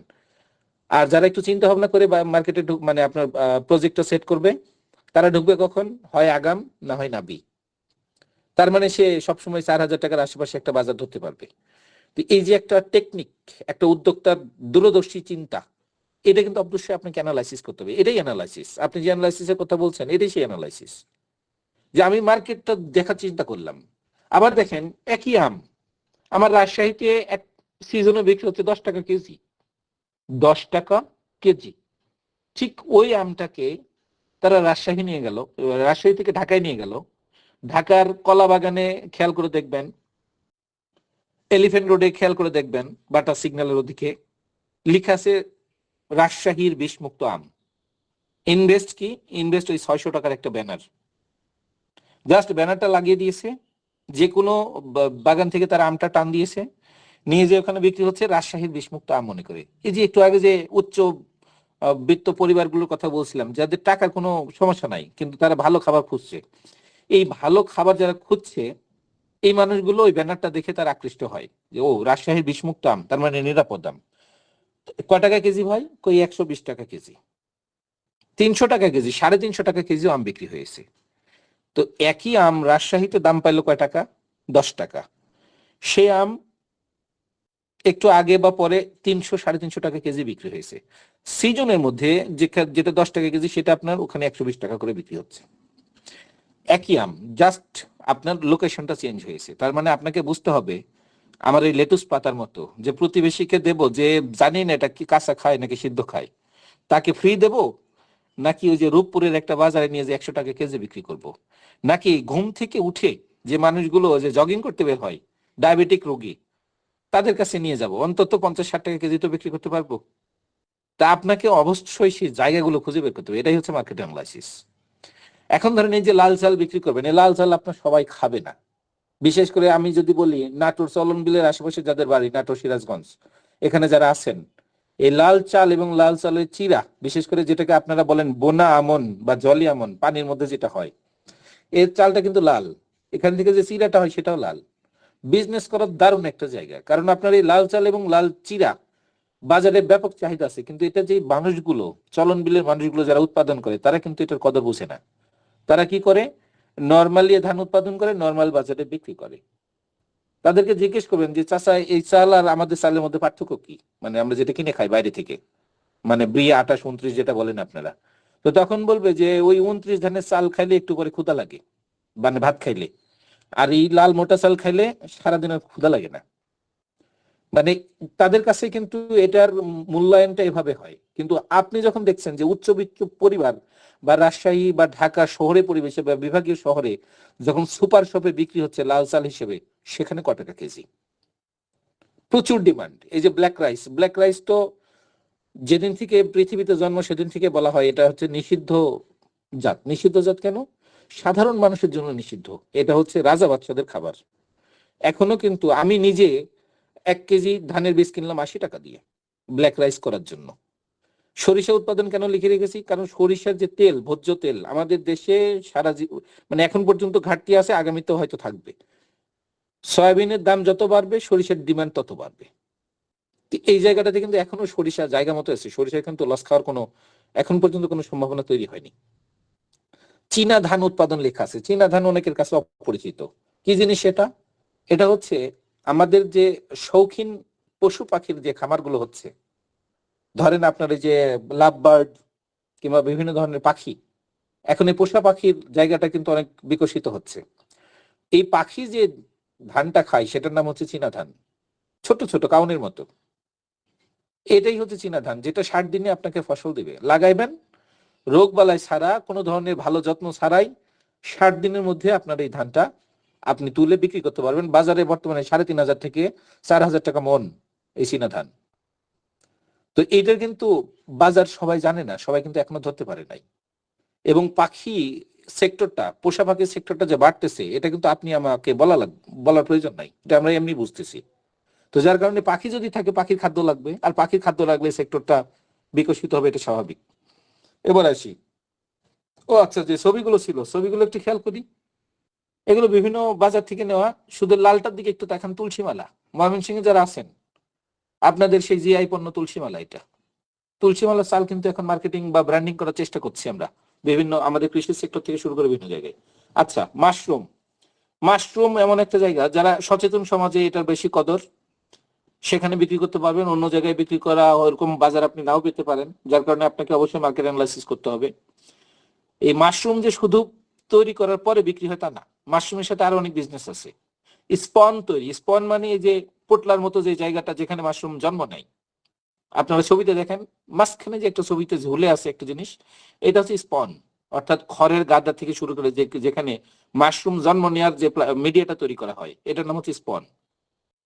এটা বাজারে কিন্তু বিক্রি হয় হাফ কেজি কিংবা 300 গ্রাম সাইজের, বিক্রি হয় ধরেন 30 টাকা 40 টাকা করে। আর সরকারিভাবে যদি কিনতে চান, সাভার যে মাশরুম সেন্টার আছে সাভারে, সেখানে সরকারি রেট এটার দাম 17 টাকা, এবং সাইজ মোটামুটি 400-500 গ্রামের একটা সাইজে থাকে। এই স্পন নিয়ে ব্যবসা করা যায়, মাশরুম উৎপাদনে ব্যবসা করা যায়।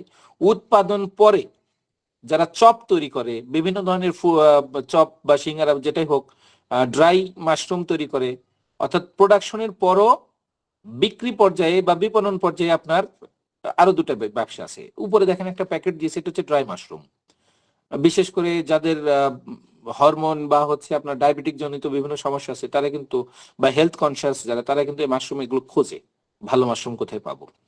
আর মোটামুটি যে এলাকাগুলোতে মাশরুম নিয়ে কাজ করা হচ্ছে, আমাদের সরকারিভাবে 2-3টা প্রজেক্ট চালু রয়েছে, সেই জায়গাগুলোতে উদ্যোক্তা তৈরি হয়েছে। আমার যদি লাস্ট যেখানে কাজ করেছে কুষ্টিয়ার কথা বলি, সেখানে উদ্যোক্তা 200-250 টাকা কেজি বিক্রি করছে প্রথম জন যে উৎপাদন করে, আর যে কিনতেছে সে কিনে সেখান থেকে আবার 300-400 টাকা করে বিক্রি করতেছে এই মাশরুম। তার মানে এটা একটা আননোন সেক্টর, এটা নিয়ে কাজ করার সুযোগ আছে। যেমন ধরেন এখন আমার অনেক উদ্যোক্তা তৈরি হয়েছে যারা কাজ করে, যেমন বয়ামে করে বিক্রি করে। ওকে, এগুলো হচ্ছে মাশরুম স্পন। এখন যে ছবিটা দেখতে পাচ্ছেন এগুলো স্পন, যেটা বলছি মিডিয়া বা ওই যে পোটলা যেখানে মাশরুম হবে, এটা নিয়ে গিয়ে জাস্ট এটা কিনে আপনার মাশরুম যেখানে যে ঘরটাতে রাখবেন মাছা, সেখানে রেখে জাস্ট আপনার প্যাকেটটা কয়েকটা জায়গায় কেটে দিয়ে সকাল বিকাল স্প্রে করলেই 3-4 দিনের মধ্যে দেখবেন আপনার মাশরুম মানে দেখতে পাবেন আপনি গজায় গেছে। এরপর থেকে কিছুদিন পর পর প্রোডাকশন আপনার শুরু হয়ে যাবে, চলবে এরকম 2-3 মাস প্রোডাকশন তৈরি থাকবে আপনার। তো এটা কিন্তু ভালো জায়গা। এই দেখেন মাশরুম নিয়ে এখন বিভিন্ন উদ্যোক্তা, এগুলো আমি এই পোস্টারটা আমি ফেসবুক থেকে নিয়েছি। এখন যারা উৎপাদন করছে, এটা নেওয়ার কারণ হচ্ছে বগুড়ার এই মাশরুম উদ্যোক্তা শাহ সুলতান মাশরুম সেন্টার, এরা কিন্তু বেশ পপুলার, যার কারণে ওর এই পোস্টার গুলো আমি নিয়েছি।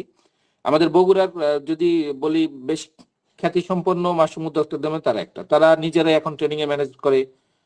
নতুন যারা মাশরুম উদ্যোক্তা হতে চায় তাদের সাথে রেজিস্ট্রেশন করে তাদেরকে সে ট্রেনিং দেয়। ট্রেনিং ফি দেখেন 5,000 টাকা।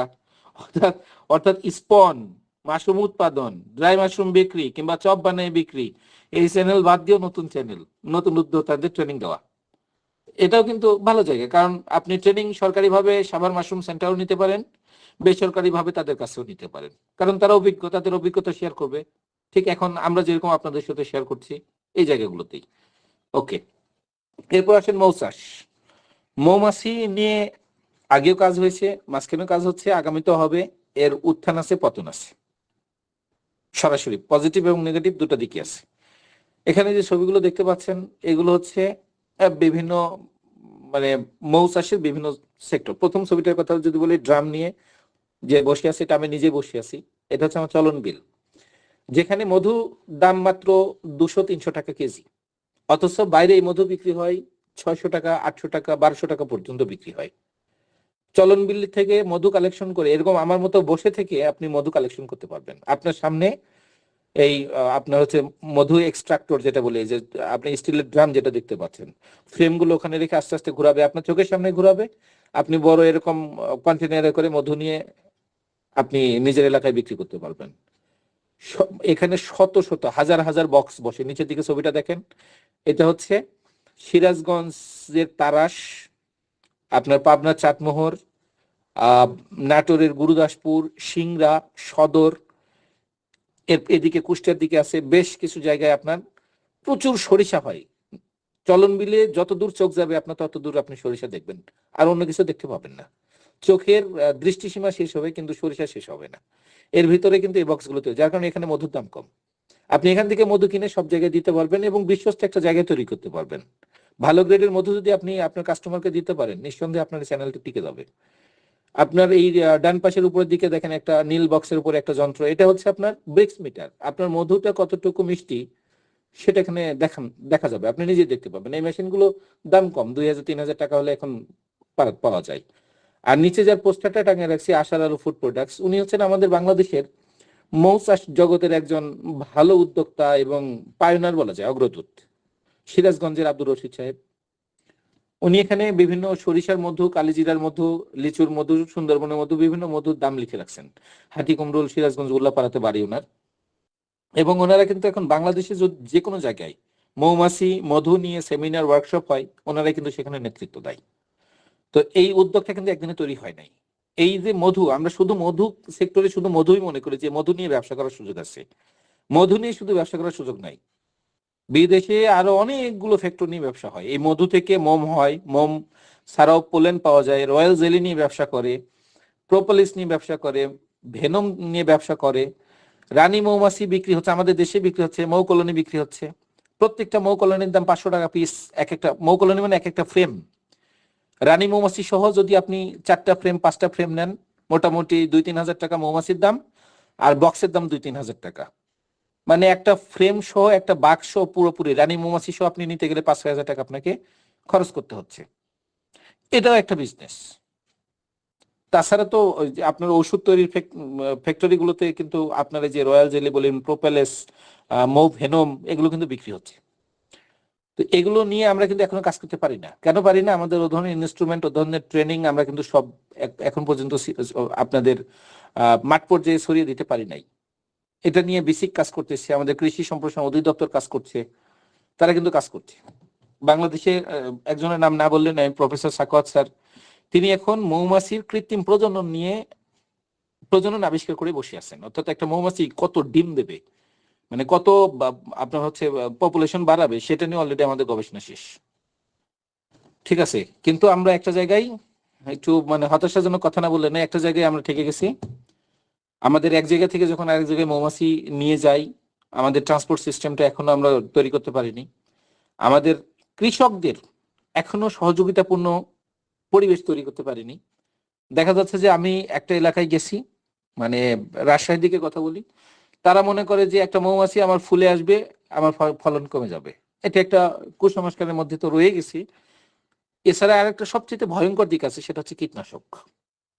ইচ্ছে মতো যে যার মতো কীটনাশক দিচ্ছে, ওই যে একবার অফিসারের কথা শুনে, একবার কোম্পানির লোকের কথা শুনে, একবার ডিলারের কথা শুনে যত কীটনাশক তারা স্প্রে করে, এই সব কীটনাশক দেওয়ার ফলে আমার মৌমাছি সেক্টরটা ধ্বংস হয়ে যাচ্ছে। বিশাল একটা রিস্ক এই সেক্টরের, সেটা হচ্ছে কীটনাশকের অপব্যবহার।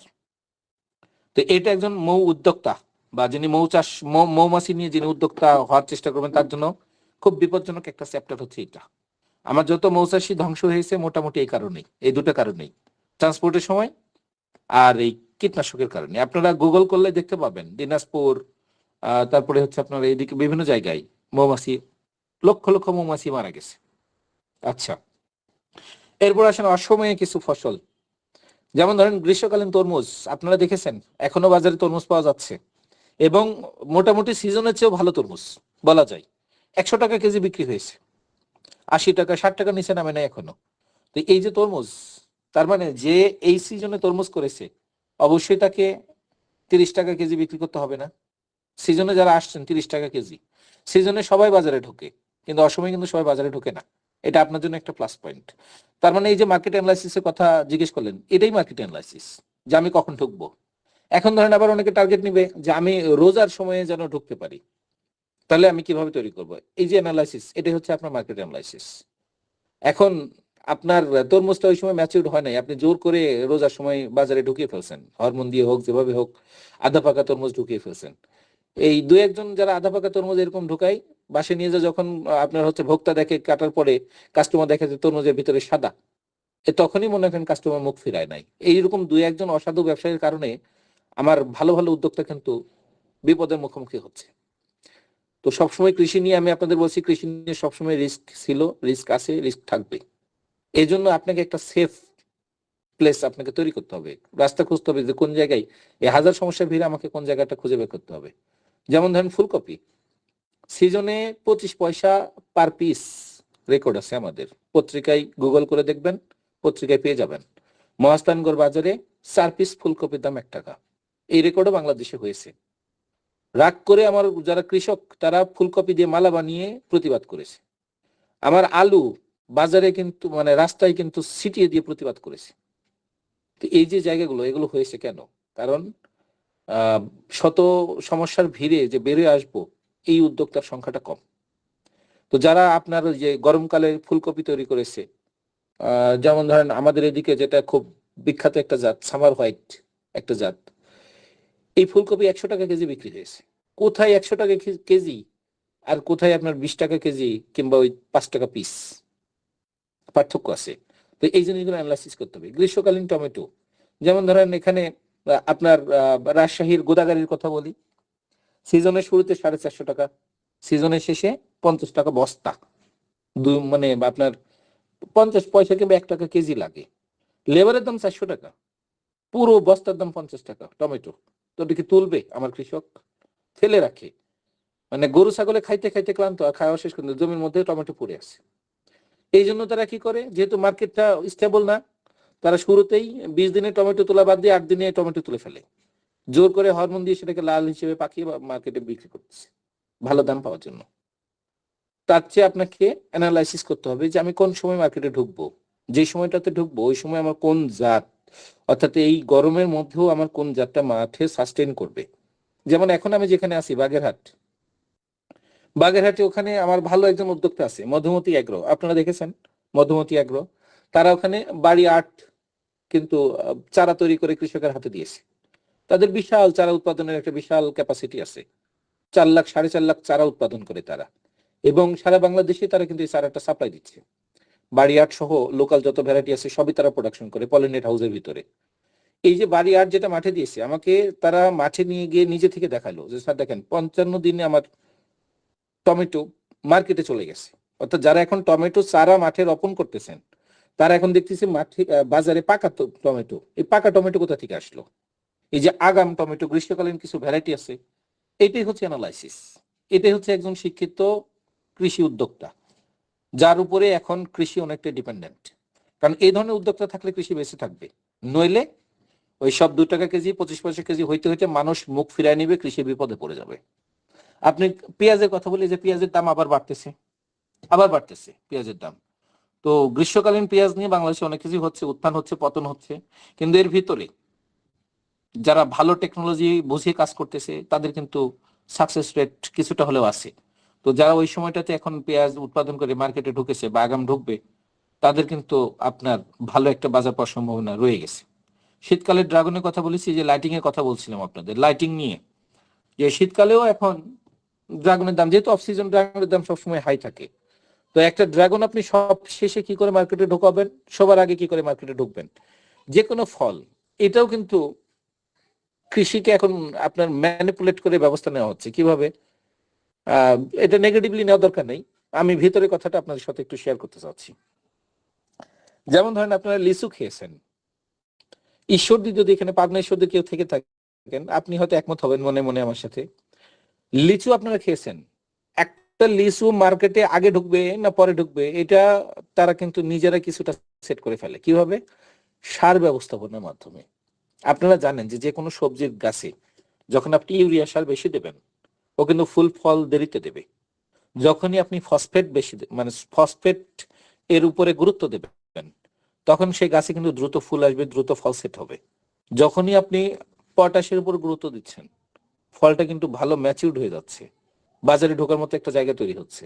কিন্তু আপনার যে সময় পটাশ দেওয়ার কথা সেই সময় আপনি দিচ্ছেন ইউরিয়া, যে সময় টিএসপি দেওয়ার কথা সেই সময় দিচ্ছেন ইউরিয়া বা ড্যাপ, আপনার কিন্তু লেট হয়ে যাচ্ছেন।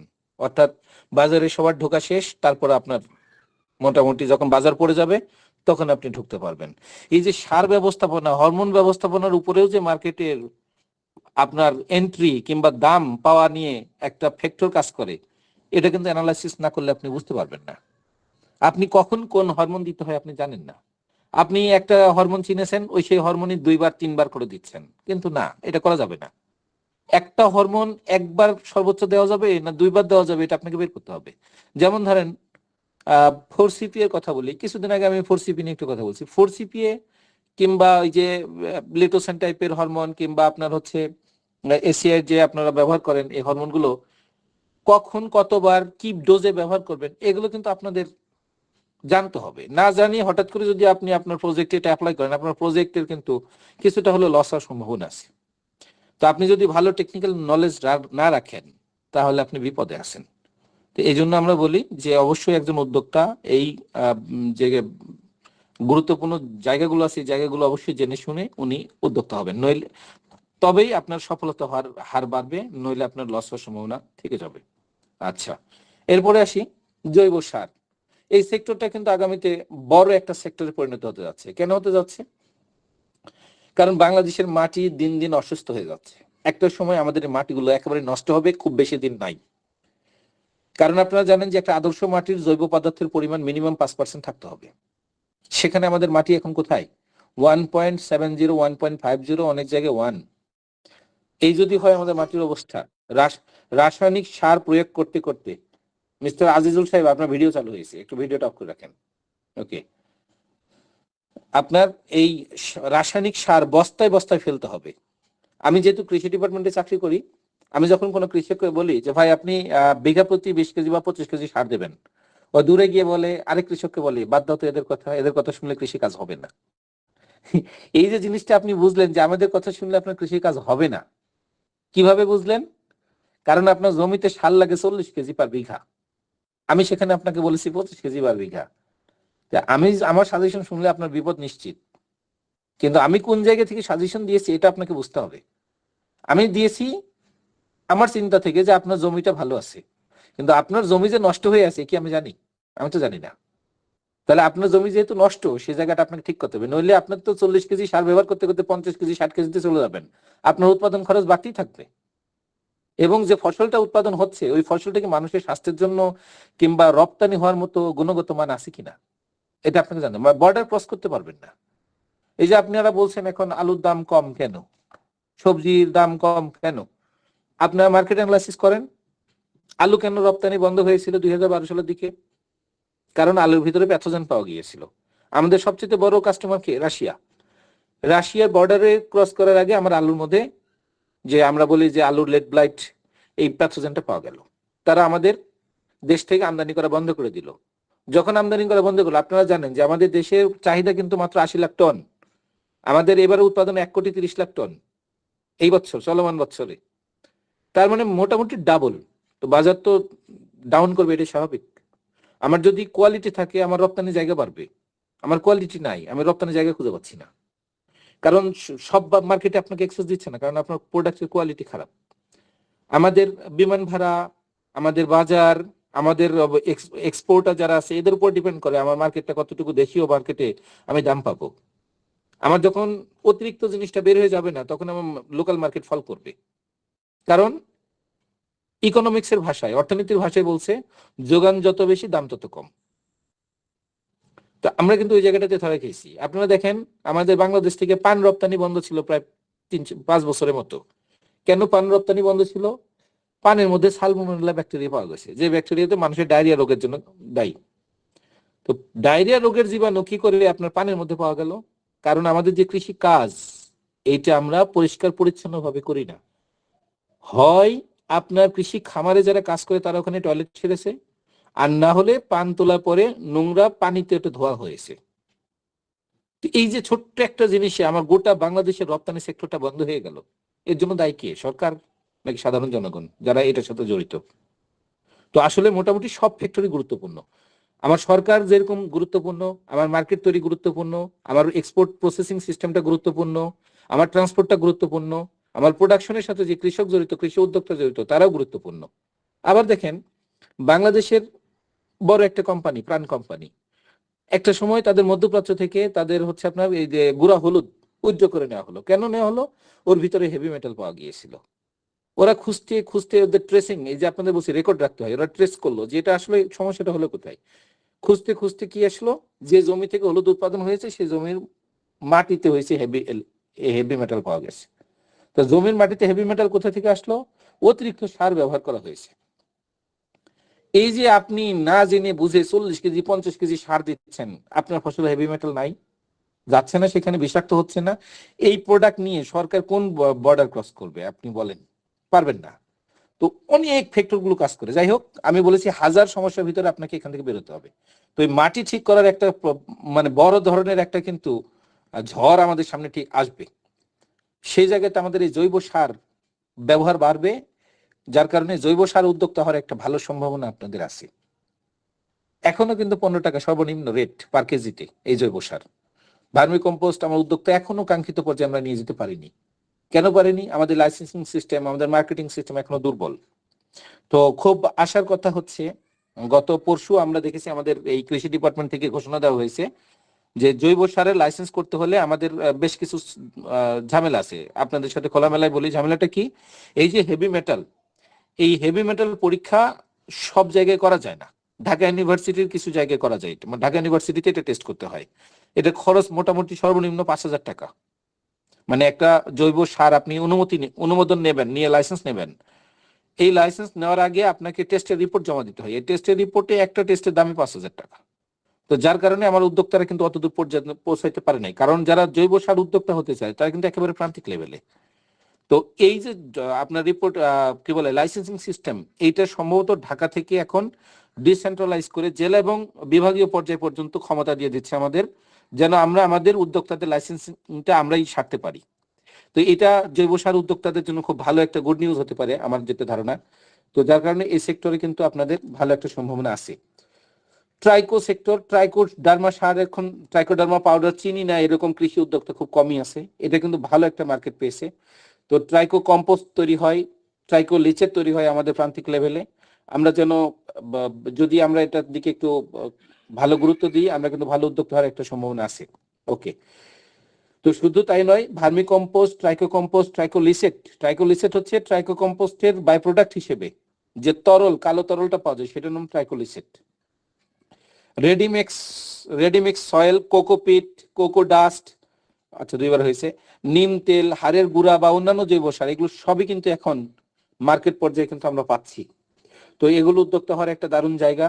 যত কৃষি উদ্যোক্তা সচেতন হবে, কৃষক সচেতন হবে, তত এই জায়গাগুলো অন্তত বাড়বে। আপনারা দেখেন এখন যারা চারা উৎপাদন করছে, যেমন আমি মধুমতি অ্যাগ্রোর কথা বললাম, তারা চারা উৎপাদন করছে আপনার সিডলিং ট্রেতে। তো সিডলিং ট্রেতে কিন্তু তারা মাটি দেয় না, তারা দেয় হচ্ছে কোকোপিট, কোকো ডাস্ট, এগুলো ব্যবহার করছে তারা। তো যদি এই মধুমতি অ্যাগ্রোর কথা বলি, আপনাদের রংপুরের নাসিকের কথা বলি, যদি আমাদের এই যে যশোর চুয়াডাঙ্গার ম্যাক্সিম অ্যাগ্রোর কথা বলি, কিংবা আমার স্থানীয় যত ছোট ছোট উদ্যোক্তা আছে সবার কথা বলি, সবাই কিন্তু এখন এই কোকোপিট, কোকো ডাস্ট ব্যবহার করছে, রেডিমিক্স সয়েল ব্যবহার করছে, ট্রাইকোডার্মা পাউডার ব্যবহার করছে। এগুলো কিন্তু যত দিন যাচ্ছে আপনার ব্যবহারটা বাড়তেছে, যার কারণে এই সেক্টরের জৈব সার উদ্যোক্তা হওয়ার একটা ভালো সম্ভাবনা আপনার কিন্তু রয়ে গেছে। এটার আমদানিকারক, উৎপাদনকারী, পরিবেশক, বিক্রেতার লাইসেন্সিং সিস্টেম যেহেতু এখন সহজ হচ্ছে, সুতরাং আপনার সম্ভাবনাটা বেড়ে যাচ্ছে। এরপর আসি নার্সারি বিজনেস। নার্সারি বিজনেস আপনার বর্তমানে ধরেন আদি আমল থেকে আমরা যেটা দেখছি, কাঠ, মানে কাঠের গাছের চারা, ফলের গাছের চারা, ফুলের গাছের চারা, সবজির চারা, এগুলো কিন্তু এখন নার্সারি হয়েছে। সবজি চারা নার্সারি আগে আমরা দেখিনি, এখন দেখছি। কারণটা কি? কারণ এখন ওই যে মার্কেট অ্যানালাইসিস। একজন প্রশ্ন করলেন না স্যার মার্কেট অ্যানালাইসিসের বিষয়টা আপনাকে বলি। সবজির চারা এখন, যেমন ধরেন আমার এই যেহেতু আমি যে উপজেলায় আছি, মধুমতি এগ্রো, বারবার সেই নামটা আসবে, এটা স্বাভাবিক। মধুমতি এগ্রো, ওখানে ফয়সাল সাহেব আছেন, উনি যে চারাটা উৎপাদন করছেন পলিনেট হাউসের ভিতরে, ওনার ওখানে পলিনেট হাউস থাকার জন্য ওনার একটা বিশাল একটা সাপোর্ট তৈরি হয়েছে। সাপোর্টটা কি?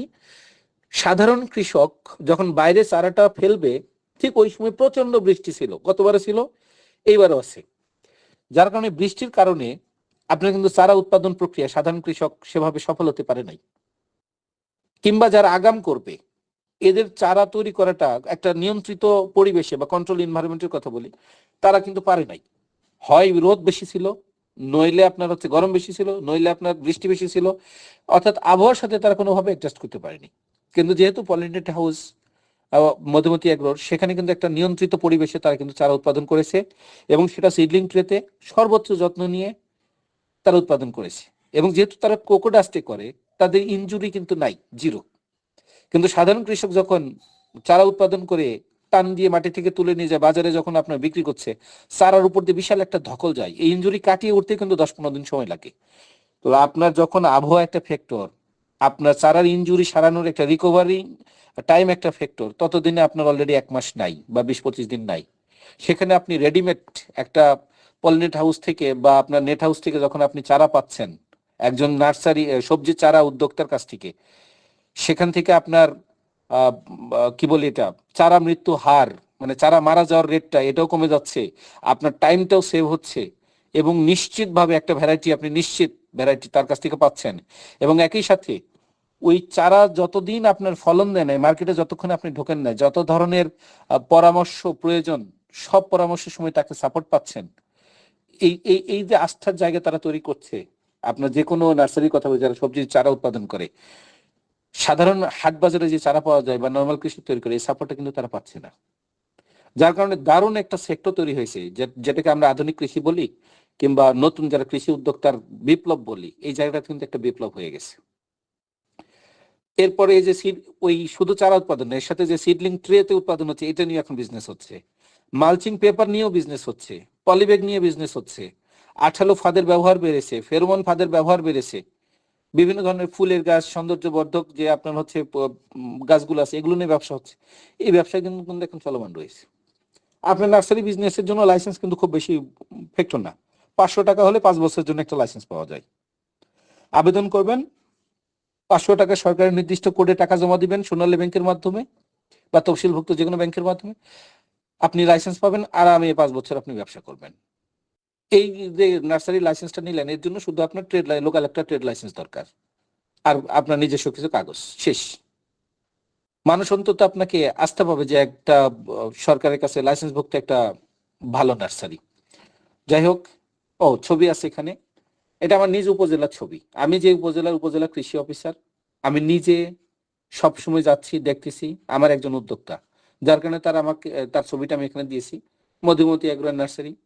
এছাড়াও আমি আপনাদের বলেছি, এছাড়াও আমাদের দেশে কিন্তু অনেক আছে। যেমন ধরেন, প্রথম একটা ছবি মিস্টার ফরিদ সাহেব, আমার কুষ্টিয়ার একজন ছোট উদ্যোক্তা। ডান পাশে নাসিক পটেন প্লান্টস এর আমি লোগো দিয়েছি, কারণ তারা ওটা উৎপাদন করে, ম্যাক্সিম এগ্রো উৎপাদন করে। আর মাঝখানে বড় ছবিটা আমার এই মধুমতি এগ্রোতে গিয়ে ফসল সাহেবের সাথে তোলা। আপনারা দেখেন, আমাদের ছবির পিছনে দেখেন তাদের চারার বিশাল কারখানায় বলা যায়, কারণ এখানে 4 লাখ চারা রয়েছে। কম কথা না, অনেক বিশাল। তো এই যে নার্সারি উদ্যোক্তা যারা তৈরি হয়েছেন, এটা কিন্তু অনেক রিস্ক, কিন্তু ভালো একটা সম্ভাবনাময় সেক্টর বলা যায়। যত দিন যাবে ডিমান্ড বাড়বে। এরপরে আসেন ভ্যালু অ্যাড, অর্থাৎ আমরা মাঠ থেকে উঠে এখন প্রসেসিং সেক্টরে ঢুকলাম। এখন আলু, কলা, ভুট্টা, চিপস তৈরি হচ্ছে, আচার, জ্যাম, জেলি নিয়ে কাজ হচ্ছে, কাজু বাদাম প্রসেসড করে এখন ওই আপনার রোস্টেড কাজু বাদাম যেটা বলে, রোস্টেড ক্যাশনাট, এটা কিন্তু এখন বিক্রি হচ্ছে। পেঁয়াজের গুঁড়ো একটা সম্ভাবনা তৈরি করেছে বগুড়ার মশলা গবেষণা কেন্দ্র। এখনো এটা আমার উদ্যোক্তা পর্যায়ে সেভাবে ছড়িয়ে যায় নাই। মশলার গুঁড়ো বিক্রি হচ্ছে, ফলের জুস বিক্রি হচ্ছে এখন বিভিন্ন জায়গায়। এগুলো কিন্তু আমরা বলি ভ্যালু এডিশন কিংবা প্রসেসড ফুড। আবার আসেন এই যে চুই ঝাল, এই চুই ঝালের রেস্তোরাঁ তৈরি হয়েছে সারা বাংলাদেশ। মানে চুই ঝাল একটা ব্র্যান্ড, যে রেস্তোরাঁর উপর লেখা থাকবেন চুই ঝাল রেস্টুরেন্ট, মানুষ শখ করে সেখানে এখন খেতে যায়। নর্মাল মাংস 180 টাকা পিস, 150 টাকা পিস, চুই ঝালে গিয়ে দেখবেন খাইলে 400 টাকা বিল। আচ্ছা, এই যে ডাবের পানি, আপনাদের ডাব নিয়ে বলছিলাম, আমার খুব মনে হয় যে ভালো একটা সম্ভাবনাময় জায়গা। এখন এখানে যে ছবিটা দিয়েছি, অত্যন্ত হাইজেনিক ওয়েতে ডাব কিভাবে বিক্রি হয়, ছোট ছোট আপনার হচ্ছে কিছু টুলস চলে আসছে, ডাব কাটার মেশিন, ডাবের পানি বের করা মেশিন। এখন আপনারা দেখবেন আখ, মানে যেটা সুগার কেন বা কুষার যে নামে চিনি, দেখবেন যে ওই আপনার খোলা শ্যালো মেশিন দিয়ে কিন্তু এখন আপনার হচ্ছে আখের জুস করা হয় না। এখন ইলেকট্রিক একটা ছোট্ট বক্স আকৃতির একটা মেশিন আছে, একদিক দিয়ে আখ ঢুকতেছে, আরেক দিক দিয়ে ট্যাপের মধ্যে দিয়ে জুস বের হচ্ছে। মানে যত দিন যাবে এগুলো কিন্তু নতুন নতুন জিনিস চলে আসবে এবং ভালো উদ্যোক্তা হওয়ার একটা জায়গাও তৈরি হবে। শুধু ডাবের পানি বিক্রি না, এই যে মেশিন আমদানি করা, মেশিন দিয়ে উদ্যোক্তা সেট করা, এটাও একটা বিজনেস। আচ্ছা, তারপরে আসি সরিষার তেল। আমরা আগে থেকে যেটা দেখতাম গরুর গাড়ির ঘানি, মানে গরুর ঘানি, মানুষের ঘানি। তারপরে দেখলাম কি বড় বড় শ্যালো মেশিন দিয়ে বড় বড় মনে করেন সরিষার ঘানি। এখন বেরোয়েছে ইলেকট্রিক টেবিলের উপরে ছোট মেশিন রেখে সেখানে নিজে নিজে তেল খাওয়া যাচ্ছে। তো এই যে যারা একটু হেলথ কনসিয়াস কিংবা ছোট উদ্যোক্তা হতে যাচ্ছেন, এইগুলো মেশিন এখন অনেকে কি করছে, মোটরসাইকেলের পেছনে বাঁধিয়ে নিয়ে ঘুরতেছে গ্রামে গ্রামে। ওই আপনার 5 কেজি সরিষা নিয়ে এসে দিচ্ছে, চোখের সামনে তেল বানিয়ে দিয়ে চলে আসতেছে। আপনারা দেখবেন যে আপনাদের এলাকায় এখনো যে সরাসরি চাল নিয়ে গেলে চাল থেকে আটা বানায় চিপস বানায় দিচ্ছে আপনার চোখের সামনে। তো এই যে জিনিসগুলো, এগুলো কিন্তু নতুন নতুন আইডিয়া। হ্যাঁ, এগুলো নতুন উদ্যোক্তা। এখানে আসেন খেজুরের গুড় তৈরি হচ্ছে আমার এখানে অলরেডি গত সপ্তাহে, মানে আজকে তো শুক্রবার, এই সপ্তাহে তারা গাছ অলরেডি প্রসেস করে রেডি করলো। আমার এখানে আছে আপনার হিসনা ফুড আছে একটা, হিসনা ফুড অলরেডি কয়েকটা মানে 200 গাছ মনে হয় তারা কন্ট্রাক্টে নিয়েছে। গাছগুলোকে তারা অলরেডি পরিষ্কার পরিচ্ছন্ন করেছে। তারা এখন মানে সব লাইভ ভিডিও আকারে, ফেসবুকে ভিডিও আকারে দিয়ে তারা খেজুরের রস সংগ্রহ করবে, তাদের নিরাপত্তা বেষ্টনী আপনাদের দেখাবে যে এটা কতটুকু নিরাপদ, সেখান থেকে কি করে গুড় তৈরি হচ্ছে সব আপনাদের সামনে উপস্থাপন করে তারা বিক্রি করবে। এই যে উদ্যোক্তা তৈরি হয়েছে, এগুলো কিন্তু অ্যানালাইসিস করে তৈরি হয়েছে। আপনার নাটোরের গুড় তৈরি হচ্ছে, যশোরের গুড় তৈরি হচ্ছে। সরিষার তেল, ডান দিকে দেখেন সরিষার তেল। এই সরিষার তেল এখন সয়াবিন যেহেতু খাচ্ছে না অনেক মানুষ, সরিষার তেল কিন্তু এখন ভালো উদ্যোক্তা তৈরি। আজকেও কিনে নিয়ে আসলাম 212 টাকা কেজি, লিটার না, 212 টাকা কেজি। আপনি যদি হিসাব করেন 5 লিটারের দাম 1050 টাকা লিটার যদি কিনতে চান। খাঁটি সরিষা আপনার চোখের সামনে আপনাকে ভেঙে আপনার হাতে দিয়ে দিবে। তো এই যে উদ্যোক্তা, এগুলো কিন্তু প্রসেস উঠে যাচ্ছে। আপনি দেখেন এখানে উপরের দিকে একজন আমার কাছের একজন মানুষ উদ্যোক্তা ছবি দিয়েছি, রাজশাহী থেকে সে সরিষা সাপ্লাই দেয়। নিচে দিয়েছি আপনার হচ্ছে লিচুর মধু, সরিষার মধু, এই মধুগুলো নাটোর থেকে সাপ্লাই হয়। পাশে দেখেন যে হিসনা, তারা এখন প্রসেসড ফুড। এই যে পোস্টারটা, এই পোস্টার দিয়ে একটু নিচের দিকে তাকান তো আপনারা সবাই, নিচের দিকে। এখানে আপনার হচ্ছে তাদের যোগাযোগের ঠিকানা একটা কিউআর কোডের মাধ্যমে দেওয়া। তারপরে দেখেন বিএসটিআই লাইসেন্স প্রাপ্ত, তারপরে বিসিক এর লাইসেন্স প্রাপ্ত, হেসেপ এর লাইসেন্স প্রাপ্ত, আইএসও নাম্বার প্রাপ্ত 4টা সার্টিফিকেট নিয়েছে তারা। অর্থাৎ কোয়ালিটি সম্পন্ন পণ্য কাস্টমার পর্যায়ে পৌঁছায় দেওয়ার জন্য একজন উদ্যোক্তার কত প্রচেষ্টা। নিচে দেখেন 4টা সার্টিফিকেট তার প্রোডাক্টের উপরে। এই যে উদ্যোক্তা নিয়েছে মার্কেট অ্যানালাইসিস না করে কিংবা আপনার এই যে সার্টিফিকেট যে নিতে হয় এটা তাকে কে বলেছে? সে কিন্তু বুঝে শুনে সেক্টরে আগাচ্ছে। হয়তো আজকের এই উদ্যোক্তা আগামী দিনে বড় একটা ফ্যাক্টরিতে পরিণত হয়ে যাবে। এটা হচ্ছে আমার কৃষি উদ্যোক্তার সংগ্রামের ইতিহাস। আর এগুলো হচ্ছে বড় বড় উদ্যোক্তা যারা রাইস মিল তৈরি করেছে। এখন এটা একটা বিপ্লব। রাইস মিল থেকে রাইস ব্রান অয়েল তৈরি হচ্ছে। এই রাইস মিলগুলো এখন ছোট ছোট আকারে আমার ছোট কৃষি উদ্যোক্তাদের কাছে চলে গেছে। বাড়ির পাশে সেট হচ্ছে, ওই যে ভ্যানের উপরে সেট হচ্ছে। আমাদের যেরকম ওই ধান ভাঙা যে মেশিন, ধান ভাঙা বলছি, ধান মারাই করা মেশিন, অর্থাৎ আপনার হচ্ছে থ্রেশার মেশিন। ওই থ্রেশার মেশিনের মতো তারা কি করছে, শ্যালো মেশিনের দিয়ে একটা গাড়ি তৈরি করেছে নসিমনের মতো। সেটার উপরে এই রাইস মিল সেট করে তারা গ্রামে গ্রামে করতেছে। তো এই মেশিন নিয়ে এক ধরনের উদ্যোক্তা তারা গ্রামে গ্রহণ করতেছে, আবার কিছু উদ্যোক্তা আছে এই মেশিন গুলো তৈরি করতেছে। যেমন ধরেন আমাদের এখানে বিভিন্ন ইঞ্জিনিয়ারিং সেক্টরে যারা জনতা ইঞ্জিনিয়ারিং এর কথা বলি, আবেদন গ্রুপের কথা বলি, তারা কিন্তু এগুলো তৈরি করছে এখন। তো এরাও কিন্তু কৃষি উদ্যোক্তা, তারা কৃষি যন্ত্র নিয়ে কাজ করে। আচ্ছা আচ্ছা, পেরিলা তেল, তিলের তেল, ব্রান অয়েল। তিলের কথা যদি বলি, এই যে সাদা তিল এখন বাজারে অনেক ঘাটতি, নাই বললেই চলে, যার কারণে দাম বাড়ছে। আপনারা যারা কুষ্টিয়ার তিলের খাজা খান, নাড়ু খান বিভিন্ন জায়গায়, এই যে আপনার সাদা তিলের দাম এখন প্রচুর, যার কারণে এটা পাওয়া যায় না।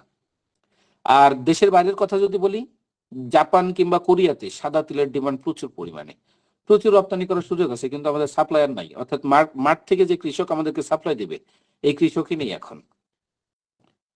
ও এখানে আরেকটা ছবি আছে স্বপ্ন থেকে দেওয়া, দেখেন রাইস ব্রান অয়েল 5 লিটারের দাম 1000 টাকার উপরে এসিআই বিক্রি করছে। আচ্ছা, এরপরে আসেন বাংলাদেশের একটা অ্যানালাইসিস যে কৃষি ও কৃষিজাত পণ্য কত কোটি টাকার বিক্রি হয়েছে। জাস্ট এই তথ্যটা দেখেন, আর অন্যান্য তথ্যগুলো দেখেন। অনেক বিশাল একটা সেক্টর আমাদের কৃষি উদ্যোক্তাদের জন্য অপেক্ষা আছে। এই যে পাটের ব্যবহার কিন্তু আস্তে আস্তে বাড়বে, টুডে অর টুমরো বাড়বেই, কারণ পলিথিন একসময় না একসময় ব্যবহার কমবে এবং ভিন্ন কোনো পদ্ধতিতে সরকার এবং মানুষ যাবে। এই সেক্টরগুলো কিন্তু আস্তে আস্তে তৈরি হচ্ছে। এই যে দেখুন, ধরেন এটা নতুন একটা আইডিয়া, যদিও বেশ কিছুদিন আগেই চালু হয়েছে এবং এখন আস্তে আস্তে এটা ছড়াচ্ছে, ফ্রেশ কাট ভেজিটেবল। অর্থাৎ যেহেতু সবাই এখন চাকরিজীবী, মানুষের সংখ্যাটা বাড়ছে চারদিকে, হাজবেন্ড ওয়াইফ সবাই চাকরি করে শহরের সমাজে, সেখানে একদম রেডিমেড সবজি সাপ্লাই, এই কোম্পানিগুলো আস্তে আস্তে বাড়তেছে। আপনার জাস্ট প্যাকেট খুলবেন, রান্না করে খাবেন। অনেকে আছে আপনার চাকরিজীবী ব্যাচেলর, তাদের এই কাটসাট করার মানুষ নাই, তারাও কিন্তু এখন নিজে শুধু রান্না করার জন্য এটা কিনে নিয়ে যাচ্ছে, রেডিমেড ভেজিটেবল, যাকে আমরা ফ্রেশ কাট ভেজিটেবল বলছি। এগুলো কিন্তু এখন নতুন দেখবেন ফেসবুকে কিছু ভিডিও করছে যে ফ্রেশ কাট ভেজিটেবলের নতুন গাড়ি বাংলাদেশে তৈরি হয়েছে, অর্থাৎ ভেজি কার্ট আমরা যেটা বলি। এই ভেজি কার্ট তৈরির জন্য কিন্তু এখন অনেক মানুষের কর্মসংস্থান হচ্ছে, অনেক উদ্যোক্তা তৈরি হয়েছে এই ভেজি কার্টের উপরে। এই ফ্রেশ কাট ভেজিটেবল বিক্রির জন্য সেখানে ভ্রাম্যমান সবজি বিজনেস যারা করে, এই যে একটু উপজেলা সদরে কিংবা জেলা সদরে দেখবেন সকালবেলা ভ্যান গাড়িতে করে সবজি বিক্রি করে। ওই আইডিয়া আর এই ফ্রেশ কাট ভেজিটেবল আইডিয়া কাছাকাছি। তারা হচ্ছে র ভেজিটেবল বিক্রি করে, এরা হচ্ছে ফ্রেশ কাট ভেজিটেবল বিক্রি করে, কাছাকাছি একটা আইডিয়া। এই যেমন ধরেন কিছুদিন আগে ভাইরাল হয়ে গেল ফেসবুকে যে কিছু মহিলা বাজারে বসে, ওখানেই আপনি কোন সবজি নেবেন সেই সবজি আপনি 2 কেজি কিনলে ওখানে আপনাকে কাটাকাটি করে, আপনার চোখের সামনে কাটাকাটি করে রেডি করে আপনাকে দিয়ে দিচ্ছে। ইউটিউবে এগুলো পেয়ে যাবেন আপনারা। তো এই যে জিনিসগুলো, veggie card, fruit card, super shop, পরিবহন, স্টক বিজনেস, মানে সবজির স্টক বিজনেস, এগুলো মার্কেট লিঙ্কেজ করার অনেক সুযোগ আছে। অর্থাৎ মার্কেট লিঙ্ক করার পর যে আপনি একজন ভালো কাজ করার সুযোগ পাবেন। ওকে, এরপর আসেন কৃষি যন্ত্র। যত দিন যাবে হ্যান্ডি যন্ত্রপাতির ডিমান্ড বাড়বে। যেমন মাঝখানে বড় একটা কম্বাইন হারভেস্টরের দাম 30-35 লাখ টাকা। এত হয়তো যদি লোড আমার কৃষক পর্যায়ে যদি নিতে না পারে, ছোট ছোট মেশিন দেখেন যেগুলো তৈরি করেন, সেগুলো ইনোভেশন দিয়ে, লেদ ইঞ্জিনিয়ার যারা আমাদের আছে তাদের দিয়ে তৈরি করেন। ভালো একটা জায়গা। এই জায়গাগুলোতে কিন্তু অনেকে এখন সংগ্রাম করছে প্রতিষ্ঠিত হওয়ার জন্য।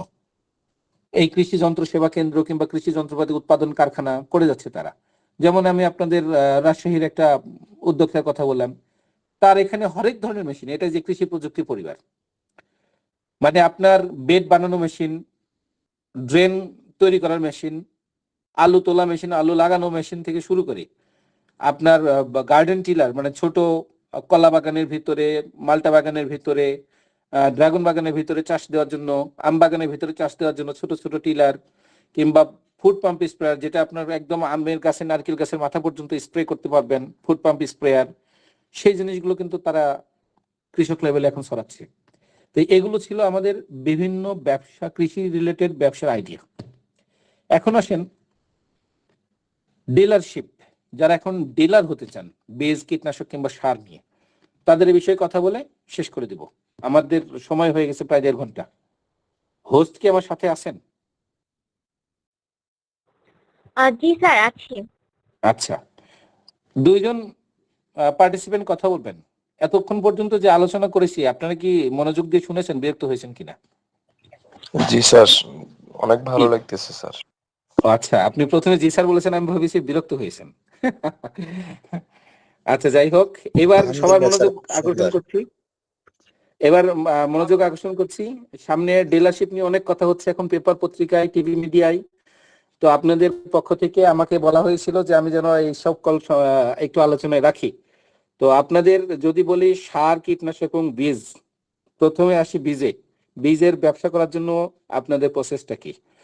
বীজের ব্যবসা করার জন্য আপনার 2টা ডিলারশিপ আপনি নিতে পারবেন। 2 ধরনের লাইসেন্স আপনার পাওয়ার আছে। ওকে, 2 ধরনের লাইসেন্স আপনি নিতে পারবেন। একটা হচ্ছে কৃষি মন্ত্রণালয়ের বীজ অনুবিভাগের একটা সাধারণ বীজের সার্টিফিকেট।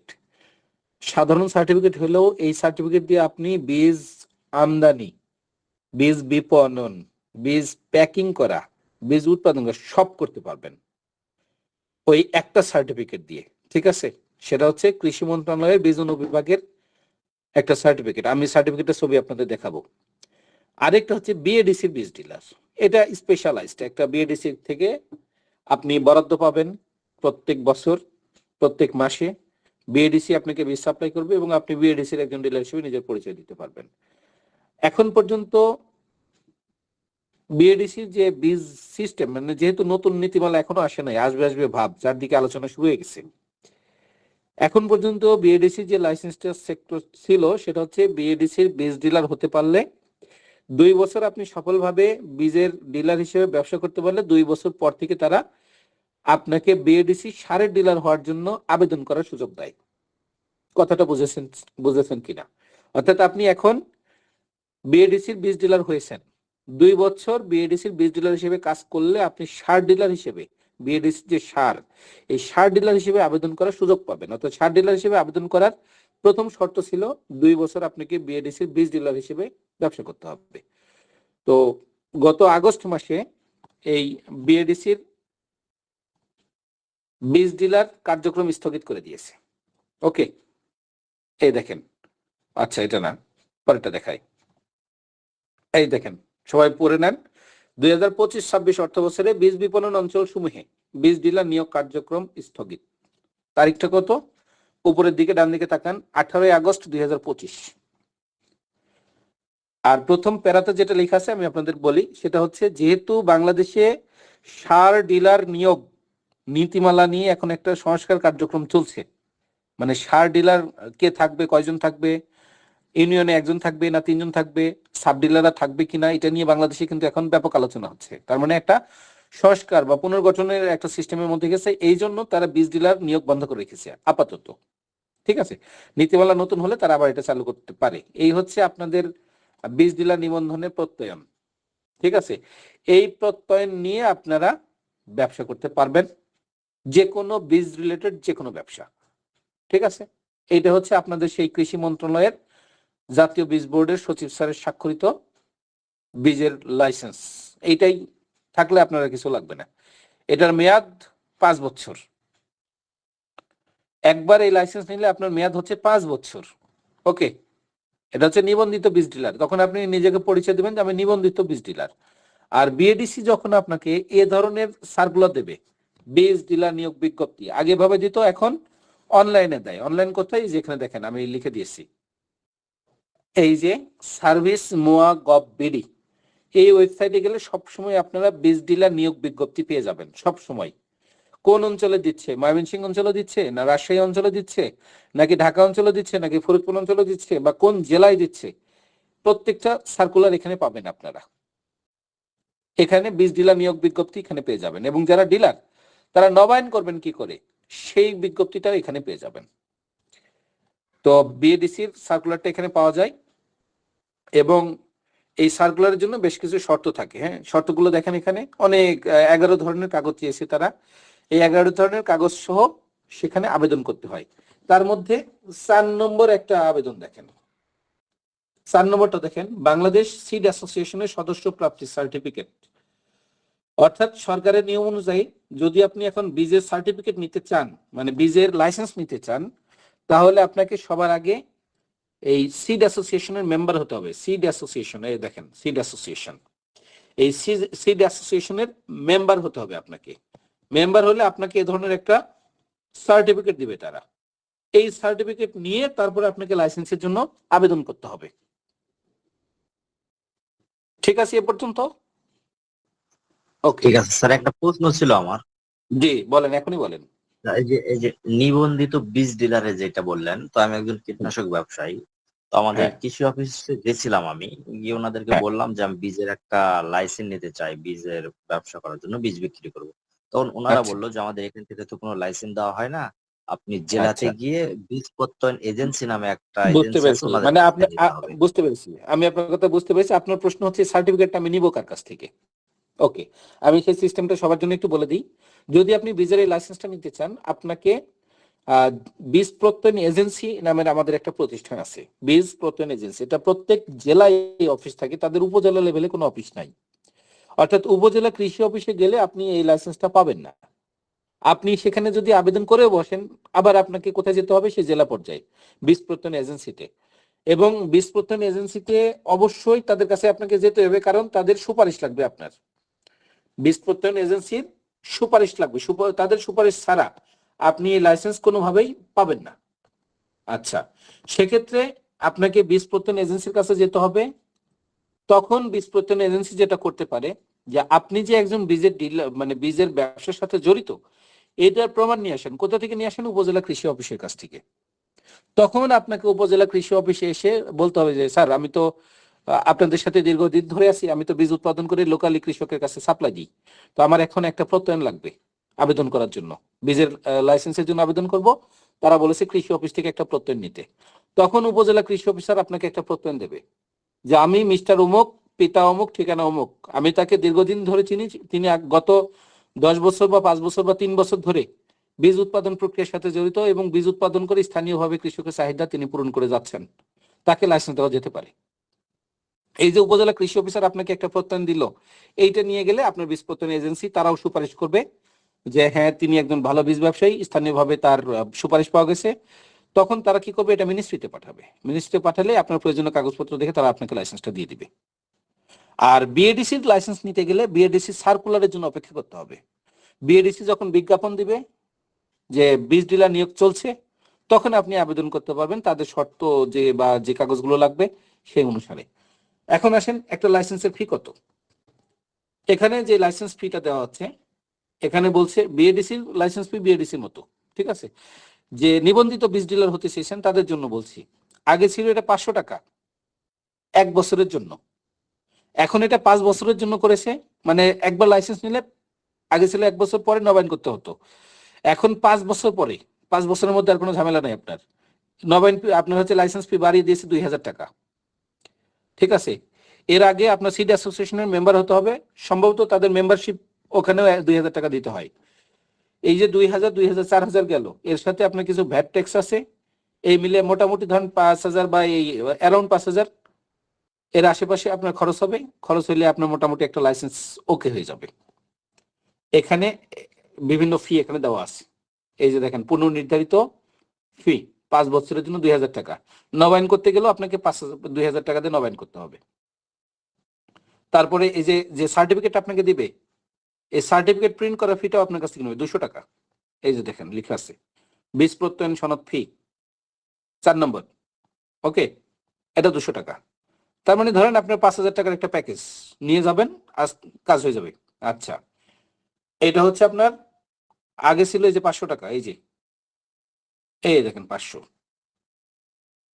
নবায়ন ফি নতুন 2015 সালে করেছিল, তারপরে এই ফি আবার চেঞ্জ করে দিয়েছে 2021 সালে, 6 বছর পর এটা চেঞ্জ হয়ে গেছে। ওকে, তাহলে আমরা দেখলাম আপাতত লাইসেন্সিং বীজ কিভাবে লাইসেন্স করতে হয়। আর সর্বশেষ দুঃসংবাদ হচ্ছে আপাতত এটি স্থগিত আছে। এটা হচ্ছে দুঃসংবাদ আপনাদের জন্য। এখন সারের নীতিমালা নতুন হওয়ার পরে আপনারা পাবেন। এখন সারের ব্যবসা, সারের জগতে যারা ব্যবসা করতে চান, যেহেতু নতুন নীতিমালা আসে নাই সেহেতু এটা আলোচনা হচ্ছে। নতুন নীতিমালা আসলে তখন আমি যা আলোচনা করতেছি সব চেঞ্জ হয়ে যাবে। সারের ব্যবসাতে বর্তমানে এখন পর্যন্ত 3 ধরনের ব্যবসা সিস্টেম চালু আছে। একটা হচ্ছে বিসিআইসি, একটা বিএডিসি, একটা হচ্ছে খুচরা কার্ডধারী। বিসিআইসি আপনারা জানেন যে প্রত্যেক ইউনিয়নে একজন করে বিসিআইসি ডিলার থাকে, যে ইউরিয়া এবং নন ইউরিয়া মানে টিএসপি, পটাশ, ড্যাপ সব ধরনের সার বিক্রি করতে পারে, সেটা হচ্ছে বিসিআইসি। এবং বিসিআইসি সার ডিলার ইউনিয়ন প্রতি একজন করে হয়, 2 জন দেওয়ার কোনো সুযোগ নাই। 2009-এর আগে যদি কোনো উপজেলায় ইউনিয়নের চেয়ে বেশি ডিলার নিয়োগ দেওয়া থাকে তাদের বাতিল করা হয়নি, যার কারণে কিছু কিছু উপজেলায় 7টা ইউনিয়ন থাকলেও 10 জন ডিলার দেখতে পাওয়া যায়। যতক্ষণ কোনো ইউনিয়ন ফাঁকা হবে না ততক্ষণ নতুন নিয়োগ হবে না। এখন যদি কোনো ডিলার অসুস্থ হয়, পাগল হয় কিংবা মারা যায়, বর্তমান যে 2009 নীতিমালা আছে, অর্থাৎ তিনি যদি ব্যবসার জন্য অনুপযুক্ত হন বা কোনো কারণে তার উত্তরসূরির কাছে এটা হস্তান্তর করতে চান, সেক্ষেত্রে 2009 নীতিমালা বলছে যে তার উত্তরসূরিকে তার স্ত্রী, তার পুত্র অথবা তার কন্যা, এদের কাছে এটা উত্তরাধিকার সূত্রে চলে যাবে, যদি তিনি বড় কোনো মামলা বা কোনো ঝামেলায় না জড়ান। মানে তার ডিলারশিপ যদি নর্মাল থাকে তাহলে তার ছেলে মেয়ে অথবা তার স্ত্রী এই ডিলারশিপ উত্তরাধিকার সূত্রে পেয়ে যাবে। অর্থাৎ কোনো ডিলার মারা গেলে যে সেই ইউনিয়নটা খালি হয়ে গেল অন্য কেউ পাবে এরকম সিস্টেম নাই। এখন পর্যন্ত যে নীতিমালাটা আছে তার ওয়ারিশরা পাবে, এটা এক কথায় শেষ। ঠিক আছে, এটা হচ্ছে বিসিআইসির ক্ষেত্রে। বিএডিসির ক্ষেত্রে যদি বলি, বিএডিসির আপনার হচ্ছে যারা বীজের ডিলার 2 বছর বীজের ব্যবসা করার পর তারা বিএডিসি সারের ডিলারশিপ পায়, এটা বিএডিসি কর্তৃপক্ষ তাদের নিয়োগ দেয়। বিএডিসি কর্তৃপক্ষ তাদেরকে নিয়োগ দেয়, সার্কুলার দেয় বিএডিসি, নিয়োগটাও দেয় বিএডিসি। মাঝখান থেকে কিছু প্রসেসিং সিস্টেম আছে, এইটার জন্য উপজেলা কৃষি অফিস বা উপজেলা সার ও বীজ মনিটরিং কমিটি, জেলা সার বীজ মনিটরিং কমিটি, অর্থাৎ আপনার হচ্ছে সভাপতি ডিসি অফিস আর সদস্য সচিব কৃষি সম্প্রসারণ অধিদপ্তর, উপজেলা পর্যায়ে সভাপতি ইওনো অফিস বা ইওনো স্যার, আর হচ্ছে আপনার সদস্য সচিবকে উপজেলা কৃষি অফিসার। এই যে 2 জন ছাড়াও আরো আপনার হচ্ছে 11 জন সদস্য আছে।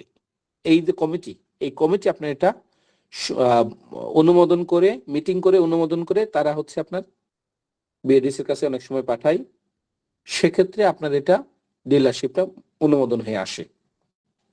কোনো ধরনের অনিয়ম ঘটালে কিংবা বীজের ব্যবসায় আপনার কোনো ধরনের ব্যর্থতা তৈরি হলে আপনার সারের ব্যবসাটাও বাতিল হয়ে যাবে বিএডিসির ক্ষেত্রে। অর্থাৎ বিএডিসির বীজের লাইসেন্স না থাকলে আপনার বিএডিসি সারের লাইসেন্সও তারা বাতিল করে দিবে, বিএডিসি কর্তৃপক্ষ। বর্তমান পর্যন্ত যে নীতিমালাটা আছে, এখন নতুন নীতিমালা যেহেতু হতে যাচ্ছে, নতুন নীতিমালায় নতুন কিছু হয়তো আইন কানুন আসবে। আর খুচরা কার্ডধারী অলরেডি নতুন নীতিমালা তাদেরকে বাতিল করে দিয়েছে, মানে অনুমোদন হয় নাই, বাতিল হবে হবে বলে শোনা যাচ্ছে, খসড়াতে তাই বলা আছে।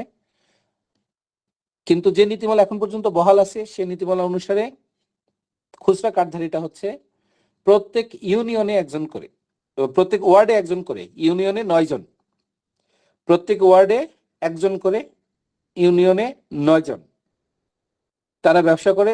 তারা হচ্ছে বিসিআইসি যে সারটা বরাদ্দ পায় তার 50% তাদের মধ্যে তারা হচ্ছে এটা আপনার বরাদ্দ পায়।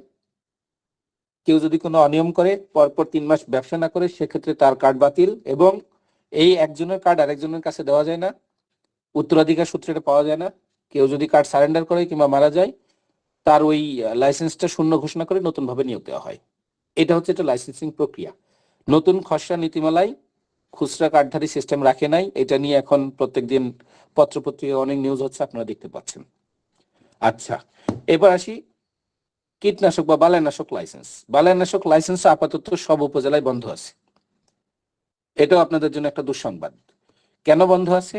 সেটা হচ্ছে আগে হাতে হাতে কাগজপত্র নিয়ে গিয়ে কৃষি অফিসে লাইসেন্স নেওয়া লাগতো, এখন সেটা হয়ে গেছে অটোমেশন। অর্থাৎ আপনি যে ড্রাইভিং লাইসেন্সটা নেন মোটরসাইকেল কিংবা গাড়ি ড্রাইভিং এর জন্য, একটা অ্যাপস আছে আপনাদের, বিআরটি এর যে অ্যাপস, এই অ্যাপসের মাধ্যমে আপনি কাগজপত্র সাবমিট করেন, অ্যাপসের মাধ্যমে টাকা জমা দেন, অ্যাপসের মাধ্যমে লাইসেন্স আসে, প্রিন্ট করে ওই যে আপনার লেমিনেটিং করে নিজের পকেটে রাখছেন ই লাইসেন্স হিসেবে, যতদিন স্মার্ট কার্ডটা আসে নাই। তো বর্তমানে কীটনাশকের লাইসেন্সটাও ঠিক একই সিস্টেমে অনলাইনে চলে গেছে। আপনি নিজের বাড়ি থেকে এখন আবেদন করতে পারবেন, নিজের বাড়ি থেকে কাগজপত্র সাবমিট করতে পারবেন, চালানের ফি জমা দিতে পারবেন, ওখানে অনুমোদন হয়ে ওখানে আপনার লাইসেন্স জেনারেট করে রাখবে, আপনি প্রিন্ট করে আপনার দোকানে টাঙিয়ে রাখবেন। ওই সিস্টেমে চলে গেছে। আমাদের যে কটা লাইসেন্স এখন অফিসে ছিল সব কটা লাইসেন্স অটোমেশনের জন্য অনলাইনে আপলোড করা হয়েছে। এই অনলাইনে আপলোড করা লাইসেন্সগুলো ভেরিফিকেশন শেষে অনুমোদন কমপ্লিট করে যতক্ষণ না আমাদের কাছে মানে কৃষি অফিসগুলোতে আসে নাই ততক্ষণ নতুন লাইসেন্স আর দেবে না তারা। কিন্তু যাদের পুরাতন লাইসেন্স আছে সেগুলো এখনো নবায়ন চলছে, নবায়ন নর্মাল আছে, নবায়নে কোনো সমস্যা নাই।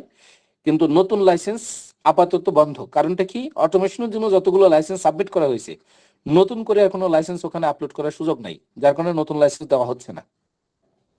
তবে এটা যে একবারে বন্ধ তা না, নতুন লাইসেন্স যে কোনো মুহূর্তেই শুরু হবে, অটোমেশন মানে ওকে হয়ে গেলে শুরু হয়ে যাবে। সেক্ষেত্রে আপনাদের জন্য একটা ঝামেলা হতে পারে, এটা অনুমান থেকে বলছি, সরকারি কোনো নির্দেশনা না। সেটা হচ্ছে আপনাদের কিছু রেকর্ড সংরক্ষণের ঝামেলা বাড়বে, অর্থাৎ আপনাকে খাতা কলমে শিক্ষিত মানুষ হতে হবে। লেখাপড়া না জানা মানুষের জন্য কীটনাশক ব্যবসা থাকবে না, প্রথম কথা। দ্বিতীয় কথা হচ্ছে আপনার লাইসেন্সের ফি অনেক বাড়বে, এই জায়গাটাতে আপনারা আছেন। আর যারা আমদানি উৎপাদনকারী পরিবেশক হতে চান তাদের লোকাল পর্যায়ে কোনো লাইসেন্স দেওয়া হয় না, তাদের সরাসরি আমাদের হেড অফিস অর্থাৎ খামারবাড়ি ঢাকা থেকে তাদেরকে লাইসেন্স নিয়ে আসতে হয়। শুধু তাদের ভেরিফিকেশনের জন্য কিছু তথ্য অর্থাৎ গোডাউন পরিদর্শনের সাথে উপজেলা কৃষি অফিস জড়িত। তাছাড়া আমদানিকারক উৎপাদনকারী পরিবেশক এই লাইসেন্সগুলো হেড অফিস, আর লোকাল যারা বালাইনাশক বিক্রেতা যাদেরকে আপনারা ডিলার হিসেবে চেনেন লোকালি, তারা লাইসেন্সটা শুধু কৃষি অফিস দেয়। এবং এই কৃষি অফিসে লাইসেন্সের আবেদন করলে এটা দেয় হচ্ছে জেলা অফিস, আবার উপজেলায় আসে, তখন আপনাদের হাতে আসে।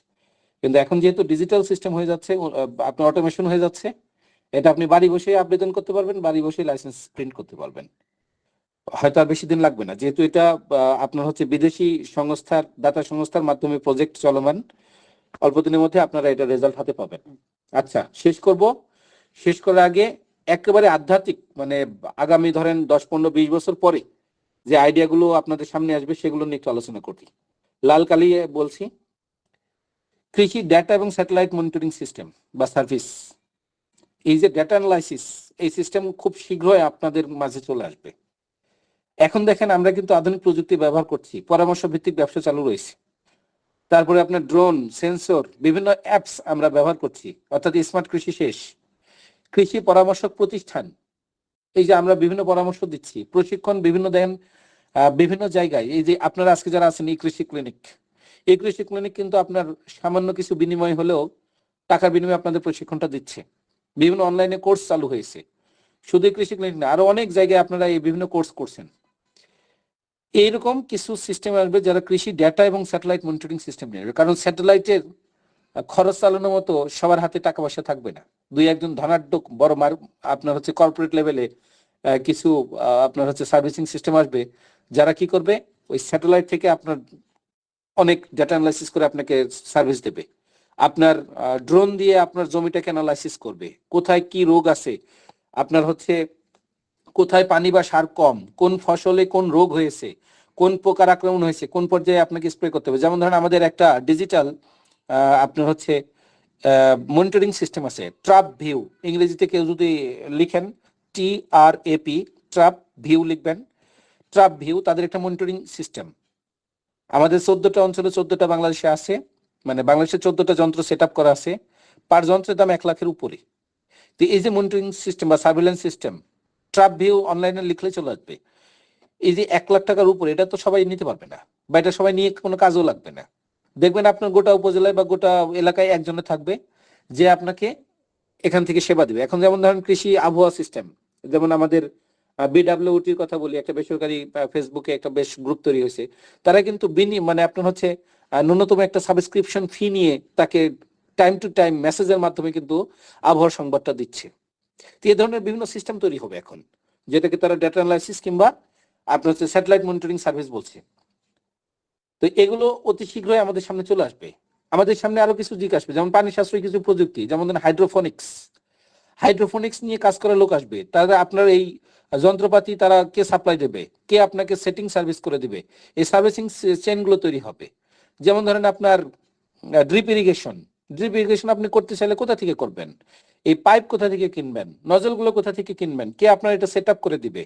এই সেট করে দেওয়ার জন্য একটা টিম তৈরি হবে, যে টিম আপনার ওখানে যাবে, একটা প্ল্যাটফর্ম তৈরি হবে যেখানে আপনি এগুলো সব সার্ভিস একসাথে পাবেন, ইন্টিগ্রেটেড সার্ভিস। আপনি বলেন যে ভাই আমার 2 বিঘা আম বাগানে আমি ড্রিপ ইরিগেশন করবো, খরচ কেমন আসবে, আপনাকে সব হিসেব নিকাশ করে আপনাকে বলবে আপনি এত টাকা আসবে। আপনি বলেন ঠিক আছে, আপনি তার সাথে ডিল করলেন, সে 3 দিন সময় নিয়ে আপনার গোটা বাগান সেট করে দিল। এই সিস্টেম কিন্তু চলে আসবে। এগুলো কিন্তু আগামীর উদ্যোক্তা জায়গা, ঠিক আছে। এই জায়গাগুলোতে খুব শীঘ্রই আমাদের অনেক উদ্যোক্তা তৈরি হবে। যেমন ধরেন আমাদের এই কৃষি পণ্য কালেকশন বা হোলসেল মার্কেটিং, এটা কিন্তু বিভিন্ন জায়গায় চেষ্টা করে যাচ্ছে সবাই। আপনার অনলাইন ডেলিভারি সার্ভিস শুরু হয়ে গেছে। এটা আপনি এখনই অর্ডার করেন, কাজু বাদাম আপনার বাড়িতে পৌঁছে যাবে। কোল্ড স্টোরেজ বা ফ্রিজিং ইউনিট, এই জায়গাটা আমাদের বাংলাদেশে এখনো ডেভেলপ হতে পারেনি। আপনার একটা সবজি ফ্রিজিং করবেন কোথায়, কোল্ড স্টোরেজ নাই। তো এই জায়গাটা তৈরি হবে। আমাদের কিছু উদ্যোক্তা নিজে 20 লাখ 25 লাখ 30 লাখ 50 লাখ টাকা খরচ করে এক একটা স্টোরেজ দেবে, যেমন আলুর কোল্ড স্টোরেজ এরকম তৈরি হয়েছে, ওরকম সবজির কিছু কোল্ড স্টোরেজ তৈরি হবে। সেখানে আপনি রাখতে পারবেন ভাড়া দিয়ে, তারপরে আপনার নির্ধারিত সময় আপনি মার্কেটিং করতে পারবেন। ফার্ম টু টেবিল সার্ভিস শুরু হয়ে গেছে অলরেডি, এটাও শুরু হয়ে গেছে, ফুড চেইন। তো এই উদ্যোক্তাগুলো কিন্তু তৈরি হবে, খুব বেশি দিন নাই। তো যাই হোক, অনেক লম্বা সময়, অনেকে বিরক্ত হয়েছেন। আমি বেশ কিছু কৃষি ভিত্তিক আইডিয়া আপনাদের সাথে শেয়ার করলাম, উদ্যোক্তা হওয়ার বিভিন্ন আইডিয়া শেয়ার করলাম, এবং মাঠ পর্যায়ে একজন সফল উদ্যোক্তা হওয়ার জন্য যে প্ল্যানিং করবেন 3টা স্টেপে, খামারে যাওয়ার আগে, খামার চলাকালীন সময়, খামারের পরে এই জায়গাগুলোতে আপনাদেরকে শক্ত ভূমিকা নিতে হবে, বিশেষ করে যারা মাঠ পর্যায়ে কৃষি প্রজেক্ট বা খামার এখন চলমান রেখেছেন। তো আজকের আলোচনা কেমন লেগেছে, অথবা কোনো প্রশ্ন আছে কিনা এই রিলেটেড কিছু সময় আপনাদের সাথে আমি আছি। আমি আজকের ই কৃষি ক্লিনিকের যিনি হোস্ট হিসেবে আমাদের সাথে আছেন, আমি তাকে অনুরোধ করব এই পর্যায়ে মাইক্রোফোনটা তিনি অপারেট করবেন। আর হচ্ছে আপনার চেষ্টা করব আমি আমার পক্ষ থেকে যতটুকু পারি উত্তর দেওয়ার জন্য। কেমন লেগেছে সেটাও জানাবেন। মোহাম্মদ বাচ্চু মিয়া ভাই, আপনি আনমিউট করে প্রশ্ন করতে পারেন। অ্যাকচুয়ালি আপনার আজকের আলোচনাটা ছিল খুব এক্সক্লুসিভ আলোচনা। আমি আসলে আপনার টোটাল আলোচনাটা খুব গভীর মনোযোগ দিয়েছি। আমি স্যার কৃষিকাজের দিকে নতুন আপনার সাউন্ডটা খুবই কম, আমরা মনে হয় অনেকে শুনতে পাচ্ছেন, আর একটু কাছে থেকে বলবেন। হ্যাঁ স্যার, শুনতে পাচ্ছেন? হ্যাঁ, এখন শুনতে পাচ্ছি, একটু বলেন। হ্যাঁ স্যার, আপনার আলোচনাটা খুবই সুন্দর ছিল, আমি খুব মনোযোগ সহকারে শুনেছি। এ যাবৎকালে যতগুলি হয়েছে সবাই ভালো বলছেন। আপনি স্যার লাস্ট যে উদ্যোক্তা বিষয় নিয়ে আলোচনা করেছেন, এটা খুব ভালো লাগছে। আমার কয়েকটা প্রশ্ন আছে। যেমন একটা প্রশ্ন হচ্ছে যে এখন শুনতেছি অনেকে সবজি রপ্তানি করতেছে, সবজি জাতীয় বিভিন্ন ধরনের প্রোডাক্ট। এগুলো করতে হলে স্যার কি কি করা লাগে, এটা একটা বিষয়। আর যে ই কৃষি ক্লিনিক যে আমাদের একটা প্ল্যাটফর্ম আছে, আমরা আসলে বিভিন্ন সময়ে এখানে প্রশ্ন করে আমরা আমাদের সমস্যার সমাধানগুলো জানতে পারবো কিনা, এই দুটো বিষয়ে স্যার আমি জানতে চাচ্ছি। ধন্যবাদ। আমি যে একটা পয়েন্ট বাদ দিয়েছি, সে একটা পয়েন্টই আপনি ধরেছেন। মানে আমি আপনাকে বিশেষভাবে ধন্যবাদ দিচ্ছি যে আজকে সমগ্র আলোচনায় সামান্য যে ঘাটতিটা ছিল, ওই ঘাটতি জায়গাটাতে আপনি হাত দিয়েছেন। মানে আমি আসলে সময় সংক্ষেপের কারণে রপ্তানি জিনিসটা এখানে উল্লেখ করতে পারিনি। তো বাংলাদেশ থেকে দুইটা পর্যায়ে আমাদের রপ্তানি হচ্ছে। এটা রপ্তানি করার জন্য আমাদের ফাইটো স্যানিটারি সার্টিফিকেট নিতে হয়, নর্মালি যেটা আপনারা বাইরে রপ্তানি করেন। এইটা আমাদের কৃষি সম্প্রসারণ অধিদপ্তরের একটা আছে শ্যামপুর, হ্যাঁ শ্যামপুর আমাদের প্রসেসিং সেন্টার আছে, সেখানে packing house, Shyampur packing house লিখলে আপনারা পেয়ে যাবেন। সেখান থেকেও তারা বাইরে নিয়ে যাচ্ছে প্যাকিং করে। আর হচ্ছে আপনার ই কৃষি ক্লিনিকে আপনারা তো প্রশ্ন করে উত্তর পাবেন। আমি রপ্তানির কথা যদি বলি, বিজনেস সেবা বা হচ্ছে আপনার এরাও রপ্তানির সাথে বিভিন্ন ধরনের ট্রেনিং দিয়ে থাকে, একদম রপ্তানি বেস্ট তারা স্পেশালিস্ট। আর গ্যাপের কথা যেটা আসছে, গ্যাপ এখনো শুরু করেছে মাত্র, এটা আসলে অনেক সময় লাগবে, সময় সাপেক্ষ বিষয়। গ্যাপের মার্কেট ওরিয়েন্টেড কাজ হচ্ছে গ্যাপের, মানে যেখানে গ্যাপ দরকার সেখানে শুধু গ্যাপ সার্টিফিকেট লাগে। বাইরের বাজারগুলোতে শুধুমাত্র ফাইটোস্যানিটারি সার্টিফিকেট বা এই যে হেসেপ সার্টিফিকেট গুলো নিয়ে মার্কেটে ঢোকা যায়। আপনার বিভিন্ন ধরনের প্রাইভেট পর্যায়ে অডিটর আছে, তারা এগুলো অডিট করে। হ্যাঁ, আপনি বিভিন্ন সার্টিফিকেট তাদের কাছ থেকে নিতে পারবেন।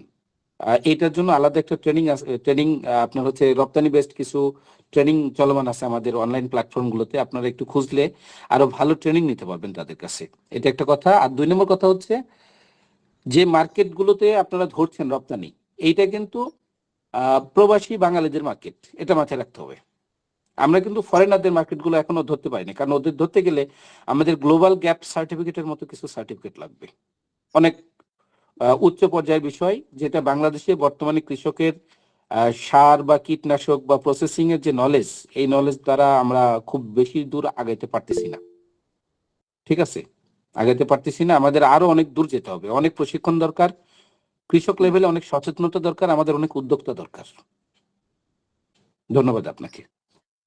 স্যার আমার লাস্ট একটা প্রশ্ন হচ্ছে, স্যার আমি অন্য একটা জব করতাম, অ্যাকচুয়ালি ইউএসএইড একটা প্রোগ্রামে আমি জব করতাম। ইউএসএইড আমেরিকার একটা প্রতিষ্ঠান ছিল, ওরা বাংলাদেশ থেকে ক্লোজ করে চলে গেছে। তা ফাইনালি আমি বেকার হওয়ার কারণে আমি আসলে কৃষি কাজের দিকে ঝুঁকতেছি।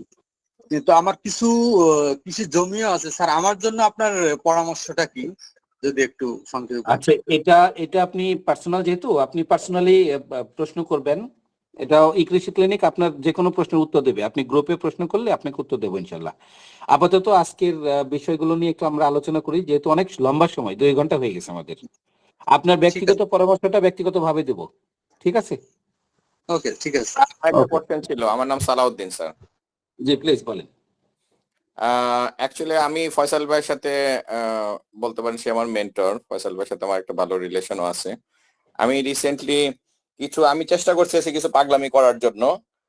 তো আসলে যে কীটনাশক, আমি একটা মূল গোল আমার হলো নিরাপদ খাদ্যের যে আপনাদের স্লোগান, ফয়সাল ভাই জানে আর কি। তা আমি যেমন ধরেন আমি চেষ্টা করলাম যে যেটা পেস্টিসাইড ছাড়া যদি কিছুই করা যায়, সেই ক্ষেত্রে আমি ইনসেক্ট নেট ইম্পোর্ট করলাম। তো আমি ইম্পোর্ট করতে গিয়ে যে প্রবলেমে পড়লাম, চ্যালেঞ্জটা যেটা হলো যে ইনসেক্ট নেটের যে একটা এইচএস কোড আছে, এটা বাংলাদেশে রিকগনাইজই করতে পারে না। তো প্রবলেম হলো আমি যে আরেকটা ক্যাটাগরিতে আনছি এইচএস কোডে, সেখানে এটা আবার ধরেন এটাকে ডিক্লারেশন দিতে হচ্ছে আপনার ফিশিং নেট হিসেবে। আমি করছি হলো ইনসেক্ট নেট, আমাকে দিচ্ছে ফিশিং নেট। পরে আমাকে এটা মনে করেন কাস্টমসে প্রবলেম করছে। আমি ফয়সাল ভাইকে কিছু দিয়েছি, সেটার জন্য আমি 40 মেশ আর 50 মেশ আনছি। আমার গোলটা হলো স্যার মরিচ, আপনার শসা আর কি বলে ফয়সাল ভাই, আমরা একটু শেয়ার করেন আমার সাথে ভাই। আরেকটা হলো আমি আপনাকে একটু বলি, বেগুন আর ইটা স্যার। এই ব্যাপারে কি করা যায় স্যার? আমি তো ফয়সাল ভাইকে বলছিলাম স্যার, আমরা চাচ্ছি যে যদি জি স্যার। আমি আপনাকে একটু ইন্টারফেয়ার করি। বিষয়টা হচ্ছে তিনি আমার সাথে এটা, ফয়সাল সাহেব আমার সাথে এটা শেয়ার করেছেন, আমি এটা সম্পর্কে জানি। জি স্যার। এবং এটা নিয়ে একদিন দুজনের মধ্যে কথা হয়েছে। মাঝখানে একদিন কৃষি সচিব স্যার খুলনাতে গিয়েছিলেন প্রোগ্রাম করতে,